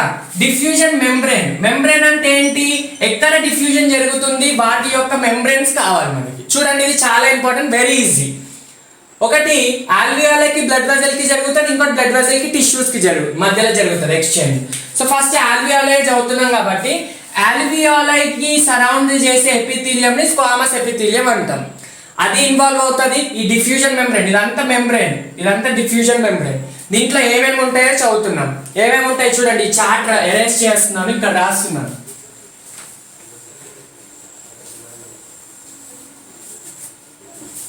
ఏమేమి ఉంటాయి, ఒకటి squamous epithelium of alveoli, alveoli యొక్క ఎపిథీలియం ఉంటుంది. నెక్స్ట్ ఇక్కడ చూడండి ఇది బ్లడ్ వెసిలే కదా, ఇదంతా బ్లడ్ వెసిల్, బ్లడ్ వెసిల్ యొక్క ఎపిథీలియం కూడా ఉంటుంది, దాన్ని మనం ఎండోథీలియం అంటాం. ఎండోథీలియం ఆఫ్ బ్లడ్ వెసిల్, ఒకటి ఆల్వియోలై ఎపిథీలియం, ఒకటి బ్లడ్ వెసిల్ యొక్క ఎపిథీలియం. మధ్యలో ఒకటి బేస్మెంట్ మెంబ్రేన్ అని ఉంటుంది. బేస్మెంట్ మెంబ్రేన్ అంటే ఏంటి చూడండి, ఇది ఎపిథీలియల్ లేయర్ అనుకోండి, ఎపిథీలియల్ సెల్స్ కింద సపోర్టింగ్ గా ఒక బేస్మెంట్ మెంబ్రేన్ ఉంటుంది. ఇక్కడ 2 ఎపిథీలియం ఉన్నాయి, ఒకటి ఆల్వియోలై ఎపిథీలియం, ఒకటి బ్లడ్ వెసిల్ ఎపిథీలియం. ఆల్వియోలై కింద ఎపిథీలియం యొక్క బేస్మెంట్ మెంబ్రేన్, బ్లడ్ వెసిల్ యొక్క ఎపిథీలియం కింద basement membrane. So simply basement membrane of 2 alveoli and blood vessel. So ఇవి 3 కలిస్తే డిఫ్యూజన్ మెంబ్రేన్ అవుతుంది. అర్థమవుతుందా? ఇవి 3 ఏంటంటే ఒకటి alveoli epithelium, blood vessel epithelium, basement membrane. వీటంతా థిక్నెస్ కూడా 1 మిల్లీమీటర్ కంటే తక్కువనే ఉంటుంది. It is less than 1 mm. NCERT లో ఇచ్చారు లైన్. అర్థమవుతుందా? సో ఇవి 3 ఎందుకు కావాలంటే ఇక్కడనే కదా ఎక్స్చేంజ్ జరిగేది. సో ఇది ఎంత పల్చగా ఉంటే, ఎంత థిన్గా ఉంటే అంత తొందరగా గ్యాసెస్ వెళ్ళిపోతాయి కాబట్టి అలా దానికి సపోర్ట్ చేస్తూ అలా ఉంటుంది అనమాట. అర్థమవుతుందా? ఎన్సీఆర్టీలో ఒక డయాగ్రామ్ ఇస్తాడు, ఏంటి మనకి చూపిస్తా డయాగ్రామ్. చూడండి ఈ డయాగ్రామ్ ఇస్తారు. ఈ డయాగ్రామ్ ఏం లేదు, నేను ఇంతకు ముందు చెప్పిన చార్ట్, ఆ చార్టే ఈ డయాగ్రామ్. మంచిగా అర్థం చేసుకుంటే మీకు అర్థమైపోతుంది. నేను ఇంతకు ముందు చెప్పిన చార్ట్ స్టెప్ వైజ్ చదివితే ఈ డయాగ్రామ్ అర్థమవుతుంది. ఈ సిస్టమిక్ ఆర్టరీస్, సిస్టమిక్ వెయిన్స్ ఇప్పుడు అవసరం లేదు, మళ్ళీ మనం సర్క్యులేషన్ లో చదువుతాం. ఓకేనా? ఇది ఎక్స్చేంజ్ ఆఫ్ గ్యాసెస్. సో ఇక్కడ ఏమవుతుంది, గ్యాస్ ఎక్స్చేంజ్ అవుతుంది. ఎక్కడికి, ఆల్వియోలై నుంచి బ్లడ్ వెసిల్కి అవుతుంది. బ్లడ్ వెసిల్లో వచ్చేసింది గ్యాసెస్. అది ఆక్సిజన్ కార్బన్ డైఆక్సైడ్ చెప్పలేము, గ్యాస్ అంటే మిక్స్చర్ ఆఫ్ డిఫరెంట్ ఉంటుంది కాబట్టి అట్మాస్ఫియర్ ఇక్కడికి వచ్చేసింది. ఇక్కడ నుంచి ఎక్కడికి వెళ్ళాలి, టిష్యూస్కి వెళ్ళాలి, టిష్యూస్ సెల్స్కి వెళ్ళాలి. సో ఇక్కడ ఏమవుతుంది, ఫస్ట్ టిష్యూస్ కి సెల్స్ కి వెళ్ళాలంటే ఫస్ట్ గ్యాసెస్ ట్రాన్స్పోర్ట్ కావాలి. అందుకే next topic transport of gases. అర్థమవుతుందా? నెక్స్ట్ ఏంటి? Transport of gases. Next transport of gases. నన్ను ఆల్రెడీ ఇప్పుడు లంగ్స్ లో నుంచి బ్లడ్ లోకి మన అట్మాస్ఫియరిక్ ఎయిర్ అయితే వచ్చేసింది. ఇప్పుడు దాన్ని అట్మాస్ఫియరిక్ అనొద్దు, ఆల్వియోలార్ ఎయిర్ అనాలి. ఎందుకు? ఆల్వియోలార్ నుంచి వచ్చింది కాబట్టి. మళ్ళీ ఇప్పుడు ఆల్వియోలార్ నుంచి అయింది బ్లడ్ కి వచ్చేసింది డిఫ్యూజన్ ద్వారా. డిఫ్యూజన్ అంటే higher concentration to lower concentration. ఆల్వియోలార్లో 145 ఉంది, బ్లడ్ లో 90 ఉంది. సో హై టు లోనే కాబట్టి డిఫ్యూజన్ అనమాట. నెక్స్ట్ ఇప్పుడు ఏం కావాలి? బ్లడ్ నుంచి టిష్యూస్ కి వెళ్ళాలి. టిష్యూస్ లో కదా మెయిన్ ఆక్సిజన్ యొక్క పని, బ్లడ్ లో ఏం లేదు. సో టిష్యూస్ కి ట్రాన్స్పోర్ట్ కావాలి కాబట్టి అది ట్రాన్స్పోర్ట్ ఆఫ్ గ్యాసెస్. మెయిన్ గా మనకి 2 గ్యాసెస్ ఇంపార్టెంట్ కాబట్టి oxygen, next carbon dioxide. Oxygen ఎందుకు? ఆక్సిడేషన్ ఆఫ్ గ్లూకోజ్ కోసం కావాలి. కార్బన్ డైఆక్సైడ్ ఎందుకు? అక్కడ గ్లూకోజ్ ఆక్సిడైజ్ తర్వాత రిలీజ్ అయిన కార్బన్ బయటికి వెళ్ళిపోవాలి. సో బ్లడ్ లో ఎట్లా ట్రాన్స్పోర్ట్ అవుతుంది అనేది మెయిన్ ఇంపార్టెంట్. గ్యాసెస్ రెండు కూడా, ఆక్సిజన్ కూడా కార్బన్ డైఆక్సైడ్ కూడా బ్లడ్ తోటే ట్రాన్స్పోర్ట్ అవుతాయి. కానీ బ్లడ్ లో దేని హెల్ప్ తో ట్రాన్స్పోర్ట్ అవుతుంది మెయిన్ ఇంపార్టెంట్. చూడండి, బ్లడ్ లో ఆర్బీసీ ఉంటది, డబ్ల్యూబీసీ ఉంటది, ప్లేట్లెట్స్ ఉంటాయి, బ్లడ్ ప్లేట్లెట్స్, థ్రాంబోసైట్స్ అంటారు, దీని ప్లాస్మా కూడా ఉంటది. కానీ మనకి ఆక్సిజన్ ని కార్బన్ డైఆక్సైడ్ ట్రాన్స్పోర్ట్ కోసం డబ్ల్యూబీసీ ఇంకా ప్లేట్లెట్స్ యూస్ కావు. ఓన్లీ ఆర్బీసీతో ప్లాస్మాతో ట్రాన్స్పోర్ట్ అవుతాయి. మోస్ట్లీ ఆర్బీసీ, చాలా కొంతవరకు ప్లాస్మా. ఆక్సిజన్ చూడండి, 97% ఆక్సిజన్ ఆర్బీసీ హెల్ప్ తోటి, ఆర్బీసీతో బైండ్ అయ్యి దాంతో అటాచ్ అయ్యి ట్రాన్స్పోర్ట్ అయ్యి టిష్యూస్ దగ్గర డెలివర్ అవుతుంది. నెక్స్ట్ మిగతా 3% అంటే ప్లాస్మా. ప్లాస్మా అంటే nothing but water and some combination of ions. ఇంకొన్ని ఉంటాయి మనకి, ఆల్బుమిన్, గ్లోబులిన్ అని ఉంటాయి, అవి తర్వాత చాప్టర్. సింప్లీ మాక్సిమం వాటర్ ఇంకా అయాన్స్ ఉంటాయి అన్నట్టు. Next carbon dioxide. Carbon dioxide లో కొంచెం డిఫరెంట్ గా ఉంటుంది. 70% ఆర్బీసీనే, ఇది కూడా 70% ఆర్బీసీనే. కాకపోతే ఆర్బీసీలో బైకార్బోనేట్ ఫామ్ లో. బైకార్బోనేట్ అంటే తెలుసు కదా, H2CO3 ని బైకార్బోనేట్ అంటాము. ఇది అయాన్, బైకార్బోనేట్ అయాన్. అర్థమవుతుందా? సో ఈ ఫామ్ లో ట్రాన్స్పోర్ట్ అవుతుంది. నెక్స్ట్ వచ్చేసి 20 to 25% ఆర్బీసీ. ఇక్కడ 97 కాబట్టి ఇక్కడ 20 to 25. నెక్స్ట్ మిగతా 7% ప్లాస్మా. సో ఇది ఎట్లా కాంబినేషన్ ఫామ్ అయి ట్రాన్స్పోర్ట్ అవుతుందో చూద్దాం ఇప్పుడు. నెక్స్ట్ ఫస్ట్ ఆక్సిజన్ ఎట్లా ట్రాన్స్పోర్ట్ అవుతుందో చూడండి. ఆక్సిజన్ మెయిన్ గా హిమోగ్లోబిన్ తో, ఆర్బీసీలో ఏముంటుంది రెడ్ బ్లడ్ సెల్ లో? హిమోగ్లోబిన్ అనే ప్రోటీన్ ఉంటుంది, వెరీ ఇంపార్టెంట్. కలర్ ఎందుకు వస్తుంది రెడ్ కలర్ ఆర్బీసీ కంటే? హీమ్ వల్ల. హిమోగ్లోబిన్ లో 2 పార్ట్స్ ఉంటుంది, him part, globin part. Globin అనేది ప్రోటీన్, హీమ్ అనేది అయాన్, ఫెర్రస్ అయాన్స్, మనకి ఐరన్ అన్నమాట. సో ఆర్బీసీలో హిమోగ్లోబిన్ తోటి ఆక్సిజన్ బైండ్ అయ్యి ఏం ఫామ్ అవుతుందంటే ఆక్సీ హిమోగ్లోబిన్ ఫామ్ అవుతుంది. అర్థమవుతుందా? ఇది హిమోగ్లోబిన్ అనుకోండి, ఫర్ ఎగ్జాంపుల్ ఇది హిమోగ్లోబిన్ అనుకోండి. సో ఇలా ఆక్సిజన్ ఇక్కడ, ఆక్సిజన్ ఇక్కడ, ఆక్సిజన్ ఇక్కడ, ఆక్సిజన్ ఇక్కడ, 4 ఆక్సిజన్ మాలిక్యూల్స్. ఒక్క హిమోగ్లోబిన్ మాలిక్యూల్స్ కి మాక్సిమం 4 ఆక్సిజన్ మాలిక్యూల్స్ బైండ్ అయ్యి ఆక్సీ హిమోగ్లోబిన్. ఇదంతా ఇప్పుడు ఏమవుతుంది? Oxy haemoglobin. ఇలా ఆక్సీ హిమోగ్లోబిన్ లంగ్స్ దగ్గర ఫామ్ అయ్యి మళ్ళీ జర్నీ స్టార్ట్ చేస్తుంది. చుక్ చుక్ చుక్ చుక్ అనుకుంటూ సెల్స్ దగ్గరికి వెళ్ళిపోతుంది. వెళ్ళి అక్కడ మళ్ళీ డిసోసియేట్ అయిపోతుంది. నువ్వు ఆక్సిజన్ ఇక్కడ బైండ్ అయిన తర్వాత డైరెక్ట్ సెల్స్ లో హిమోగ్లోబిన్ లాగా వెళ్ళిపోదు, అక్కడ మళ్ళీ డిసోసియేట్ అయిపోతుంది, విడిపోయి ఆక్సిజన్ టిష్యూస్ లోకి డెలివర్ అయిపోతుంది. అర్థమవుతుందా? సో దీన్ని మనం ఒక గ్రాఫ్ తో చదువుతాం. ఏంటంటే దాన్ని పర్సంటేజ్ సాచురేషన్ గ్రాఫ్ అంటాం. చూడండి, starting percentage saturation of haemoglobin with oxygen to partial pressure of carbon dioxide. Partial pressure 1 ఉంది అనుకోండి, ఫస్ట్ కొంచెమే బైండ్ అయింది. నెక్స్ట్ 2 ఉంది అనుకోండి, ఎక్కువ బైండ్ అవుతుంది. 3 ఉంటే ఎక్కువ బౌండ్ అవుతుంది. ఇలా ఇలా ఇలా ఇలా ఒక పాయింట్ దగ్గర సాచురేట్ అయిపోతుంది, అంటే కాన్స్టెంట్ అక్కడికి ఆగిపోతుంది, అక్కడికి నిండిపోతుంది. సో అక్కడ వరకు ఇలా మనం ఒక కర్వ్ వేస్తే అది సిగ్మాయిడ్ కర్వ్ అంటాం. ఈ షేప్, సిగ్మాయిడ్ అంటే వంపు, సిగ్మాయిడ్ షేప్ వస్తుంది అనమాట. ఇది పర్సంటేజ్ సాచురేషన్. ఏం లేదు, పార్షియల్ ప్రెషర్ పెరిగిన కొద్దీ దాని సాచురేషన్ రేట్ పెరుగుతుంది, దాని అమౌంట్ ఆఫ్ రియాక్టివిటీ పెరుగుతుంది. అర్థమవుతుందా? ఇక్కడ ఇంకోటి మీరు కాన్సన్ట్రేట్ చేయాల్సింది చాలా ఇంపార్టెంట్. కొన్ని factors influence the binding of oxygen with haemoglobin. అంటే ఆక్సీ హిమోగ్లోబిన్ ఫామ్ అవుతుంది అని చెప్పాను కాబట్టి కొన్ని ఫ్యాక్టర్స్ చాలా ఇంపార్టెంట్. అంటే దేని ప్రెసెన్స్ లో ఎట్లా బౌండ్ అవుతుంది చూడండి. ఇప్పుడు లంగ్స్ దగ్గర, లంగ్స్ అంటే ఆల్వియోలే కదా, ఆల్వియోలే దగ్గర ఆక్సిజన్ ఎంత ఉంది? 145 ఉంది అరౌండ్. కార్బన్ డైఆక్సైడ్ సమ్ 40 ఉందా? 40 రైట్, 40 ఉంది కదా. చూడండి ఇప్పుడు మరి ఆక్సిజన్ హిమోగ్లోబిన్ దగ్గర ఆక్సిజన్ ఎక్కువ ఉంది కాబట్టి హిమోగ్లోబిన్ ఆక్సిజన్ తో బైండ్ అవుతుంది. సో ఆల్వియోలై దగ్గర oxygen binds to haemoglobin form oxy haemoglobin, ఇది ఓకే. చూడండి ఆక్సి హిమోగ్లోబిన్ ఎప్పుడు ఫామ్ అవుతుంది? 3 కండిషన్స్. ఒకటి కార్బన్ డైఆక్సైడ్ లో ఉన్నప్పుడు, అంటే partial pressure of carbon dioxide లో ఉండాలి. నెక్స్ట్ హైడ్రోజన్ అయాన్స్ తక్కువ ఉండాలి, H+ అయాన్స్ అక్కడ తక్కువ ఉండాలి. థర్డ్ వచ్చేసి టెంపరేచర్ తక్కువ ఉండాలి. టెంపరేచర్ ఇవి 3 కార్బన్ డైఆక్సైడ్, H+ టెంపరేచర్, ఇవి 3 తక్కువ ఉన్నప్పుడు ఆక్సి హిమోగ్లోబిన్ ఫార్మేషన్ ఫేవర్ అవుతుంది. ఇవి 3 ఎక్కువ ఉన్నాయి అనుకోండి, కార్బన్ డైఆక్సైడ్ ఎక్కువ, H+ ఎక్కువ, టెంపరేచర్ ఎక్కువ ఉంది అనుకోండి, అప్పుడు ఆక్సి హిమోగ్లోబిన్ డిసోసియేషన్ ఫేవర్ అవుతుంది. ఫార్మేషన్ అంటే రియాక్టివిటీ, డిసోసియేషన్ అంటే విడిపోవడం, విడిపోయి టిష్యూస్ దగ్గర డెలివర్ అవుతుంది. చూడండి లంగ్స్ దగ్గర ఇలా జరుగుతుంది, విడిపోవడం ఎక్కడ జరుగుతుంది? Dissociation of oxy haemoglobin happens at tissues. Tissues దగ్గర చూడండి ఆక్సిజన్ యొక్క కాన్సంట్రేషన్ 40 ఉంది, ది కార్బన్ డైఆక్సైడ్ 45 ఉంది. ఇది ఎక్కువ ఉంది కాబట్టి ఇక్కడ ఆక్సి హిమోగ్లోబిన్ విడిపోయి కార్బమైనో హిమోగ్లోబిన్ ఫామ్ అయింది, తర్వాత చెప్తాం. అర్థమవుతుందా?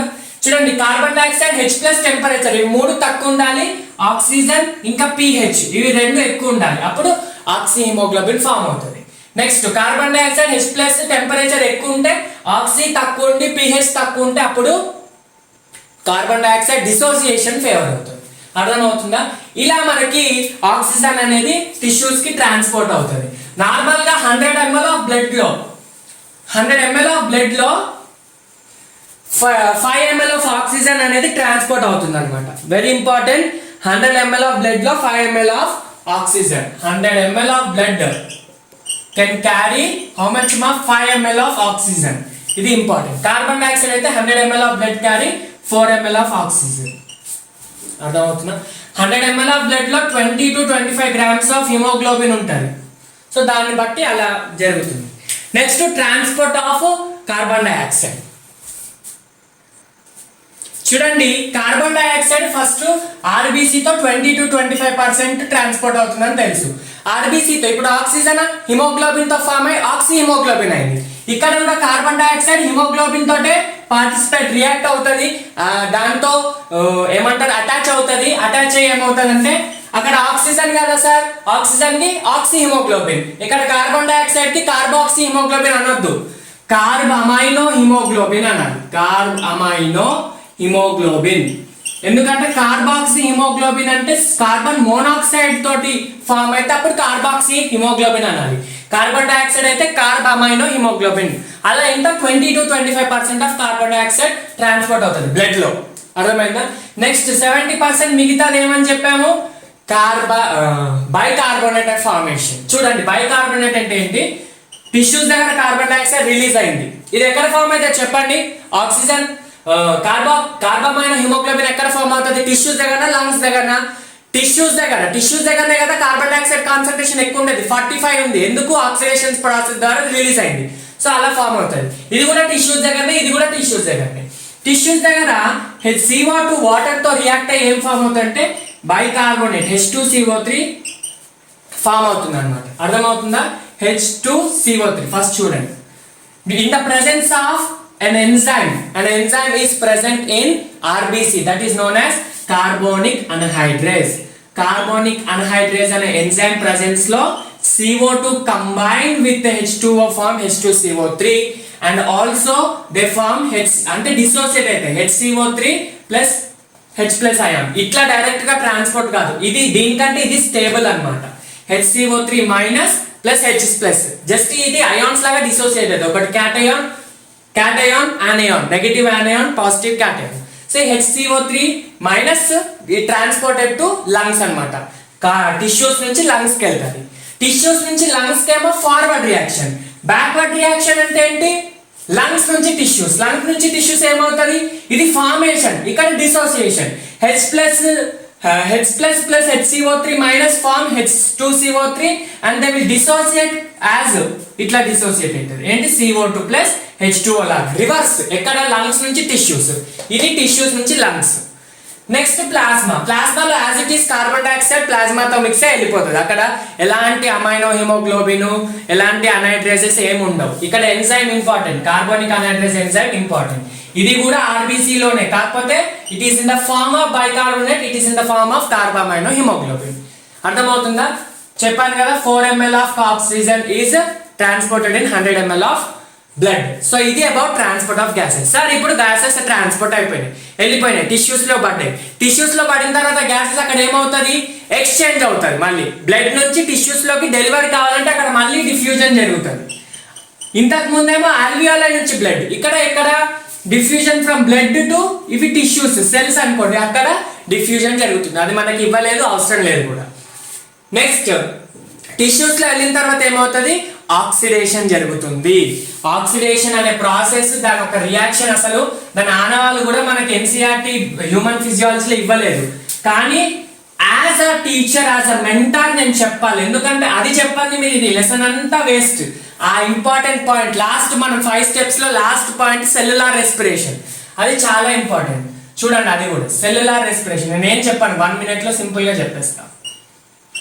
సెల్యులార్ రెస్పిరేషన్ చూడండి, ఆక్సిజన్ వచ్చింది, టిష్యూస్ లో డెలివరీ అయిపోయింది. అక్కడ ఆక్సిజన్ యొక్క పని ఏంటి, మనం ఏదైతే ఫుడ్ డైజెస్ట్ అయిన తర్వాత C6H12O6 ఉందో, it will combine with oxygen oxidise చేస్తుంది, అంటే బ్రేక్ డౌన్ చేస్తుంది. ఎట్లా 6 CO2 మాలిక్యూల్స్ 6 H2O మాలిక్యూల్స్, అంటే water plus energy 36 ATPs release అవుతాయి. కొన్నిట్లో NCERT లో నెక్స్ట్ చాప్టర్ చదివితే 38 అని ఉంటుంది, 36 38. యాక్చువల్గా 36 కరెక్ట్. దాని రీజన్ కూడా కొంచెం డెప్త్ గా చదివితే తెలుస్తుంది ప్లాంట్ ఫిజియాలజీలో, కానీ 38 రాసుకుందాం ఇప్పటికైతే. NCERT కదా మనకు నీట్ లో అడిగారు కాబట్టి 38 ATPs రిలీజ్ అవుతాయి. ఈ ATPs రిలీజ్ అయిన సెల్ యూజ్ చేసుకుంటుంది, వాటర్ సెల్ యూజ్ చేసుకుంటుంది, కార్బన్ డైఆక్సైడ్ డెలివర్ అవుతుంది. మళ్ళీ ట్రాన్స్పోర్ట్ త్రూ బ్లడ్ అనమాట, బైకార్బోనేట్ ఫామ్ అయ్యి లంగ్స్ లోకి వెళ్తారు, అక్కడ నుంచి బయటికి ఎగ్జైల్ అవుతుంది. ఇది cellular respiration. Next regulation of respiration చూడండి. నెక్స్ట్ టాపిక్ NCERT లో రెగ్యులేషన్ ఆఫ్ రెస్పిరేషన్. ఇది ఏంటంటే ఏం లేదు, మన బాడీలో ఎంత అమౌంట్ ఆఫ్ ఆక్సిజన్, ఎంత amount of carbon dioxide, oxygen కంటే కార్బన్ డైఆక్సైడ్ ఇక్కడ మెయిన్ రోల్ ఉంటుంది. చూడండి రెగ్యులేషన్ ఆఫ్ రెస్పిరేషన్ అంటే కార్బన్ డైఆక్సైడ్ గురించి ఎక్కువ మాట్లాడతాం, ఆక్సిజన్ రోల్ తక్కువ ఉంటుంది. ఎందుకు కార్బన్ డైఆక్సైడ్ గురించి మాట్లాడుతున్నాం అంటే, రెగ్యులేషన్ అంటే ఏంటి, బ్యాలెన్స్ చేయడం. అంటే ఏదైనా ఎక్కువ తక్కువలు అయితే దాన్ని స్ట్రైట్ గా బ్యాలెన్స్ చేయడం. ఎక్కువ తక్కువలు అంటే ఏంటి, కార్బన్ డైఆక్సైడ్ హార్మ్ఫుల్ కదా మన బాడీకి, అంటే కార్బన్ మోనాక్సైడ్ కంటే తక్కువే హార్మ్ఫుల్, కానీ కార్బన్ డైఆక్సైడ్ హార్మ్ఫుల్. అందుకే కాబట్టి మనం బయట రిలీజ్ చేస్తాం. సో ఆ హార్మ్ఫుల్ యొక్క నేచర్ ఏమన్నా డిస్టర్బెన్స్ వచ్చింది అనుకోండి, ఎక్కువ కార్బన్ డైఆక్సైడ్ ఇన్హేల్ చేసాము, లేదంటే ఎక్కువ ఎక్స్పిరేషన్ అయింది అనుకోండి, అప్పుడు మనం ఆ రెస్పిరేషన్ రేట్ని రెగ్యులేట్ చేయాలి, అంటే బ్యాలెన్స్ చేయాలి. సో కార్బన్ డైఆక్సైడ్ యొక్క కాన్సన్ట్రేషన్ని బ్యాలెన్స్ చేయడం కోసం మన బ్రెయిన్లో స్పెషల్ సెంటర్స్ ఉంటాయి, స్పెషల్ పాయింట్స్ ఉంటాయి. ఆ పాయింట్స్ రెస్పిరేషన్ని రెగ్యులేట్ చేస్తాయి, అంటే కరెక్ట్ చేస్తాయి, బ్యాలెన్స్ చేస్తాయి. ఏంటంటే ఫస్ట్ దేనికంటే ముందు మిడ్ బ్రెయిన్. మన బ్రెయిన్ 3 parts ఉంటాయి, fore brain, mid brain, hind brain. So mid brain కాదు, hind brain or hind brain ఏదైనా నుంచి. హిండ్ బ్రెయిన్ లో లాస్ట్ పార్ట్ ఆఫ్ బ్రెయిన్ లో 3 ఉంటాయి, 3 regions: medulla region or medulla oblongata, pons varolii region, cerebellum region. Medulla, pons varolii, cerebellum. So cerebellum కి respiration కి ఎక్కువ సంబంధం ఉండదు, మెడుల్లాకి చాలా సంబంధం ఉంటుంది, పాన్స్ వైరోలికి ఎక్కువ సంబంధం ఉంటుంది. మెడుల్లాలో ఒక సెంటర్ ఉంటుంది, specific centre called respiratory rhythmic centre. Rhythms అంటే ఏంటి, రిథమ్స్ అంటే అప్స్ అండ్ డౌన్స్. ఆ అప్స్ అండ్ డౌన్స్ ని క్లియర్ చేయడానికి, ఆ డైనమిక్ నేచర్ ని క్లియర్ చేయడానికి రిథమిక్ అంటే respiratory rhythmic centre is present in medulla region. ఇది ఏం చేస్తుందంటే, ఏమైనా మన రెస్పిరేషన్ ఏదైనా తేడా వస్తే ఈ సిగ్నల్, ఈ సెంటర్ బ్యాలెన్స్ చేస్తుంది. ఎలా, న్యూరల్ సిగ్నల్స్ ద్వారా, నర్వ్ సిగ్నల్స్ ద్వారా రెస్పిరేషన్ ఈ బ్రెయిన్ నుంచి లంగ్స్ లోకో లేదంటే అక్కడ ఆల్వియోలై దగ్గరకు సిగ్నల్ పంపి బ్యాలెన్స్ చేస్తుంది. ఇంకోటి ఏంటంటే న్యూమోటాక్సిక్ సెంటర్ ఉంటుంది. చూడండి ఈ అసోసియేషన్ ఇక్కడ కాదు, ఓన్లీ ఇవి రెండింటికి అసోసియేషన్. న్యూమోటాక్సిక్ సెంటర్ అంటే ఏంటి, న్యూమో అంటే లంగ్స్, టాక్సిక్ అంటే ఏంటి, ఇంక్రీజ్డ్ హార్మ్ఫుల్ నేచర్ అనమాట. సో లంగ్స్ లో ఏదైనా హార్మ్ఫుల్ అంటే, మనం ఏదైనా ఇన్స్పిరేషన్ ఎక్కువ చేసామనుకోండి, ఎక్కువ దమ్ముతోటి ఎక్కువ స్పీడ్ గా ఇన్స్పైర్ చేస్తే అప్పుడు కార్బన్ డైఆక్సైడ్ కాన్సన్ట్రేషన్ కూడా పెరిగిపోతుంది. మనకి బాడీలో ఆక్సిజన్ తగ్గిపోయి కార్బన్ డైఆక్సైడ్ కాన్సన్ట్రేషన్ పెరిగిపోతుంది. సో అలా ఇన్స్పిరేషన్ రేట్ని తగ్గించడానికి న్యూమోటాక్సిక్ సెంటర్ హెల్ప్ చేస్తుంది. ఈ సెంటర్ ఎక్కడ ఉంది? పాన్స్ వెరాలీలో ఉంది. Pneumotaxic centre helps in the reduction of inspiration rate. రెస్పిరేషన్లో ఇన్స్పిరేషన్ రేట్ని తగ్గిస్తుంది న్యూమోటాక్సిక్ సెంటర్. ఇది ఇండివిజువల్గా. ఇక్కడ పెద్ద క్రౌన్ ఎందుకు పెట్టాను? కింగ్, ఇదే కింగ్, ఇది క్వీన్, ఇది కొంచెమే హెల్ప్ చేస్తుంది, మెయిన్ హెల్ప్ చేస్తుంది. కింగ్ యొక్క చిన్న నేచర్, ఇది పెద్ద nature. Next chemosensitive area. Chemosensitive area కూడా దీంతో అసోసియేట్ అవుతుంది, మెడుల్లాలోని రెస్పిరేటరీ రిథమిక్ సెంటర్తో అసోసియేట్ అవుతుంది. ఇదేం చేస్తుంది? కీమో అంటే కెమికల్, సెన్సిటివ్ అంటే ఏంటి? ఏదైనా ఎక్కువ నేచర్ అయితే అది సెన్సిటివ్, అది యాక్టివేట్ అయిపోయి రెగ్యులేట్ చేస్తుంది. సింపుల్గా కార్బన్ డైఆక్సైడ్, ఇక్కడ కెమికల్ ఏం లేదు, కార్బన్ డైఆక్సైడ్ కి సెన్సిటివ్ ఉంటుంది. ఎక్కువ కార్బన్ డైఆక్సైడ్ కాన్సన్ట్రేషన్ ఇంక్రీజ్ అనుకోండి బ్లడ్ లో, అది హార్మ్ఫుల్ కదా. అప్పుడు బ్లడ్ వెజల్స్ నుంచి మన బ్రెయిన్ కి సిగ్నల్ వెళ్తుంది మెడుల్లాలో. ఇది ఏం చేస్తుంది? కీమోసెన్సిటివ్ ఏరియాకి సిగ్నల్ పంపుతుంది. కీమోసెన్సిటివ్ ఏరియాకి పర్మిషన్ అడుగుతుంది, పర్మిషన్ కాదు మెసేజ్ పంపుతుంది అనమాట. ఏంటి? కీమోసెన్సిటివ్ ఏరియాకి మెసేజ్ పంపుతుంది. ఏమని? కార్బన్ డైఆక్సైడ్ కాన్సన్ట్రేషన్ బ్లడ్ వెజిల్లో ఇంక్రీజ్ అయిపోయింది, పోయి ఏదైనా హెల్ప్ చేయాలంటే ఏం చేస్తారు? అప్పుడు respiratory rhythmic centre carbon dioxide concentration తగ్గిపో అని సిగ్నల్ పంపుతుంది. ఎక్కడికి? బ్లడ్ వెజిల్కి, అల్వియోలైకి. నెక్స్ట్ ఇంకా ఒకవేళ carbon dioxide H+ concentration main important కదా. ఇక్కడ carbon dioxide H+ concentration increase అయింది అనుకోండి, ఇంకొకటి ఇక్కడ ఇంపార్టెంట్ అంటే రిసెప్టార్స్ అంటే సెన్సరీ పాయింట్స్. ఆ సెన్సరీ పాయింట్స్ దగ్గర సిగ్నల్ పోతుంది. ఎక్కడ ఉంటాయి రిసెప్టార్స్? అయోటిక్ ఆర్క్ అంటే హార్ట్ లోని సిస్టమిక్ అయోట్ అని అయోటిక్ ఆర్క్ అంటాం. నెక్స్ట్ క్యారోటిడ్ అంటే నెక్ లోని ఆర్టరీస్. సో దీంట్లో రిసెప్టార్స్ ఉంటాయి. ఆ రిసెప్టార్స్ కి తెలిసిపోతుంది కార్బన్ డైఆక్సైడ్ కాన్సన్ట్రేషన్ పెరిగిందనుకో, అప్పుడు కూడా ఏం చేస్తుంది? రెస్పిరేటరీ రిథమిక్ సెంటర్ కి మెసేజ్ పంపుతుంది. ఇది మళ్ళీ అక్కడ నుంచి ఇంటర్న్ గా మనకి రిప్లై ఇచ్చేస్తుంది అనమాట. ఇది ఇలా రెగ్యులేట్ అవుతుంది. సో రోల్ ఆఫ్ ఆక్సిజన్ ఇక్కడ ఏం లేదు, కార్బన్ డైఆక్సైడ్ రోలే చాలా ఉంది. ఇలా రెగ్యులేషన్ ఆఫ్ రెస్పిరేషన్ అనమాట. అర్థమవుతుందా? Very important. సో ఇది రెస్పిరేషన్ చాప్టర్. కాకపోతే ఇంకో చిన్న టాపిక్ ఉంది, డిజార్డర్స్. అది కూడా చదివేద్దాం, 5 minutes topic. Next respiratory disorders అంటే రెస్పిరేషన్ సిస్టమ్ లో ఏమైనా చేంజెస్ వస్తే అక్కడ దానికి అసోసియేట్ అయిన ఆర్గన్స్ లో ట్రేకియా, బ్రాంకియోల్స్, అల్వియోలై దాంట్లో ఏమైనా డిస్టర్బెన్సెస్ వస్తే మనకి డిజార్డర్స్ అంటే డిసీజెస్ వస్తాయి. చాలా ఇంపార్టెంట్. నీటిలో నుంచి డెఫినెట్ గా ఒకవేళ క్వశ్చన్ అడిగితే ఈ రీజియన్ నుంచి కంపల్సరీ అడుగుతాడు. ఇంకా ఇంతకు ముందు చెప్పిన ట్రాన్స్పోర్ట్ ఆఫ్ గ్యాసెస్ నుంచి డెఫినెట్ గా అడుగుతాడు. 2 అయితే డెఫినెట్ గా వస్తాయి రెస్పిరేషన్ చాప్టర్ నుంచి. కాబట్టి ఇవి ఇంత 2 minutes టాపిక్ చదివితే కానీ కంపల్సరీ క్వశ్చన్ వస్తుంది. సో మీరు ఒక్కొక్క లైన్ కూడా నెగ్లెక్ట్ చేయరు. ఫస్ట్ ఆస్తమా గురించి వినే ఉంటారు. ఆస్తమా పేషెంట్స్ అంటే వాళ్ళకి దమ్ము ఎక్కువగా వస్తుంది, కొంచెం నడవగానే, కొంచెం లేవగానే, కొంచెం వాకింగ్ చేయగానే. ఎందుకు ఆస్తమా వస్తుందంటే due to inflammation of bronchi and bronchioles. మనకు బ్రాంకియోల్స్ ఉన్నాయి కదా, ట్రేకియా బ్రాంచెస్. ఆ బ్రాంచెస్ లో ఇన్ఫ్లమేషన్ వస్తుంది. ఇన్ఫ్లమేషన్ అంటే మంట, నొప్పి, పెయిన్. సో ఆ ఇన్ఫ్లమేషన్ ద్వారా ఆస్తమా ఎఫెక్ట్ అవుతుంది, వాళ్ళకి డిసీజ్ వస్తుంది అనమాట. Just simple cause. అర్థమవుతుందా?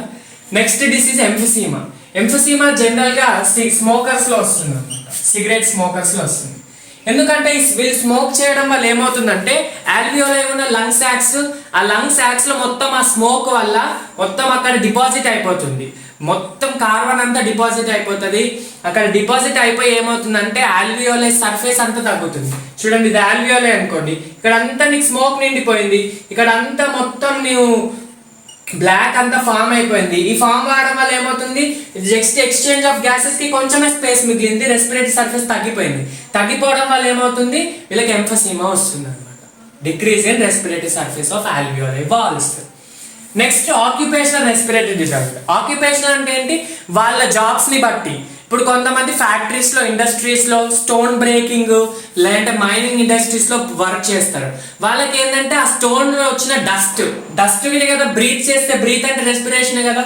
సో ఆ డస్ట్ ద్వారా ఆ ఏదైతే మైనింగ్ ఇండస్ట్రీస్ లో ఆ స్మెల్ ద్వారా వాళ్ళకి వచ్చే డిజార్డర్స్ అన్నమాట. సో కొన్ని సిలికాను తీసుకుంటే, ఇప్పుడు స్టోన్ అంటే ఏంటి? సిలికానే కదా, దాంట్లో సిలికేటెడ్ డస్టే ఉంటుంది కదా. సో ఆ సిలికేటెడ్ డస్ట్ తీసుకుంటే వాళ్ళకి సిలికోసిస్ అనే డిసీజ్ వస్తుంది. సో అలా డిఫరెంట్ ఫైబ్రోసిస్ వస్తుంది. ఫైబ్రోసిస్ అంటే ఏంటి? ఫైబర్ అంతా మొత్తం ఫైబ్రస్ టిష్యూ అంతా నిండిపోతుంది ఆల్వియోలై. ఫైబ్రస్ టిష్యూ ప్లారిఫలేట్ అవుతుంది, అంటే డివైడ్ అవుతుంది. డివైడ్ అయ్యి మొత్తం ఆ సర్ఫేస్ అంతా ఫైబర్ ఆక్యుపై చేస్తుంది, తగ్గిపోతుంది. కాబట్టి ఆక్యుపేషనల్ రెసిడ్యూయల్ డిజార్డర్స్ వస్తాయి, అంటే లైక్ సిలికోసిస్, ఫైబ్రోసిస్ అన్నమాట. అది మనకు లేదు. దీన్ని ఎట్లా ప్రొటెక్ట్ చేసుకుంటారు? Mask or protective measures, shields, face shields, mask పెట్టుకోవడం వల్ల ఇలా డిసీజెస్ని, రెస్పిరేటరీ డిసీజెస్ని తగ్గించుకోవచ్చు. సో ఇది రెస్పిరేషన్ చాప్టర్, అంటే మీ ఎన్సీఆర్టీలో breathing and exchange of gases.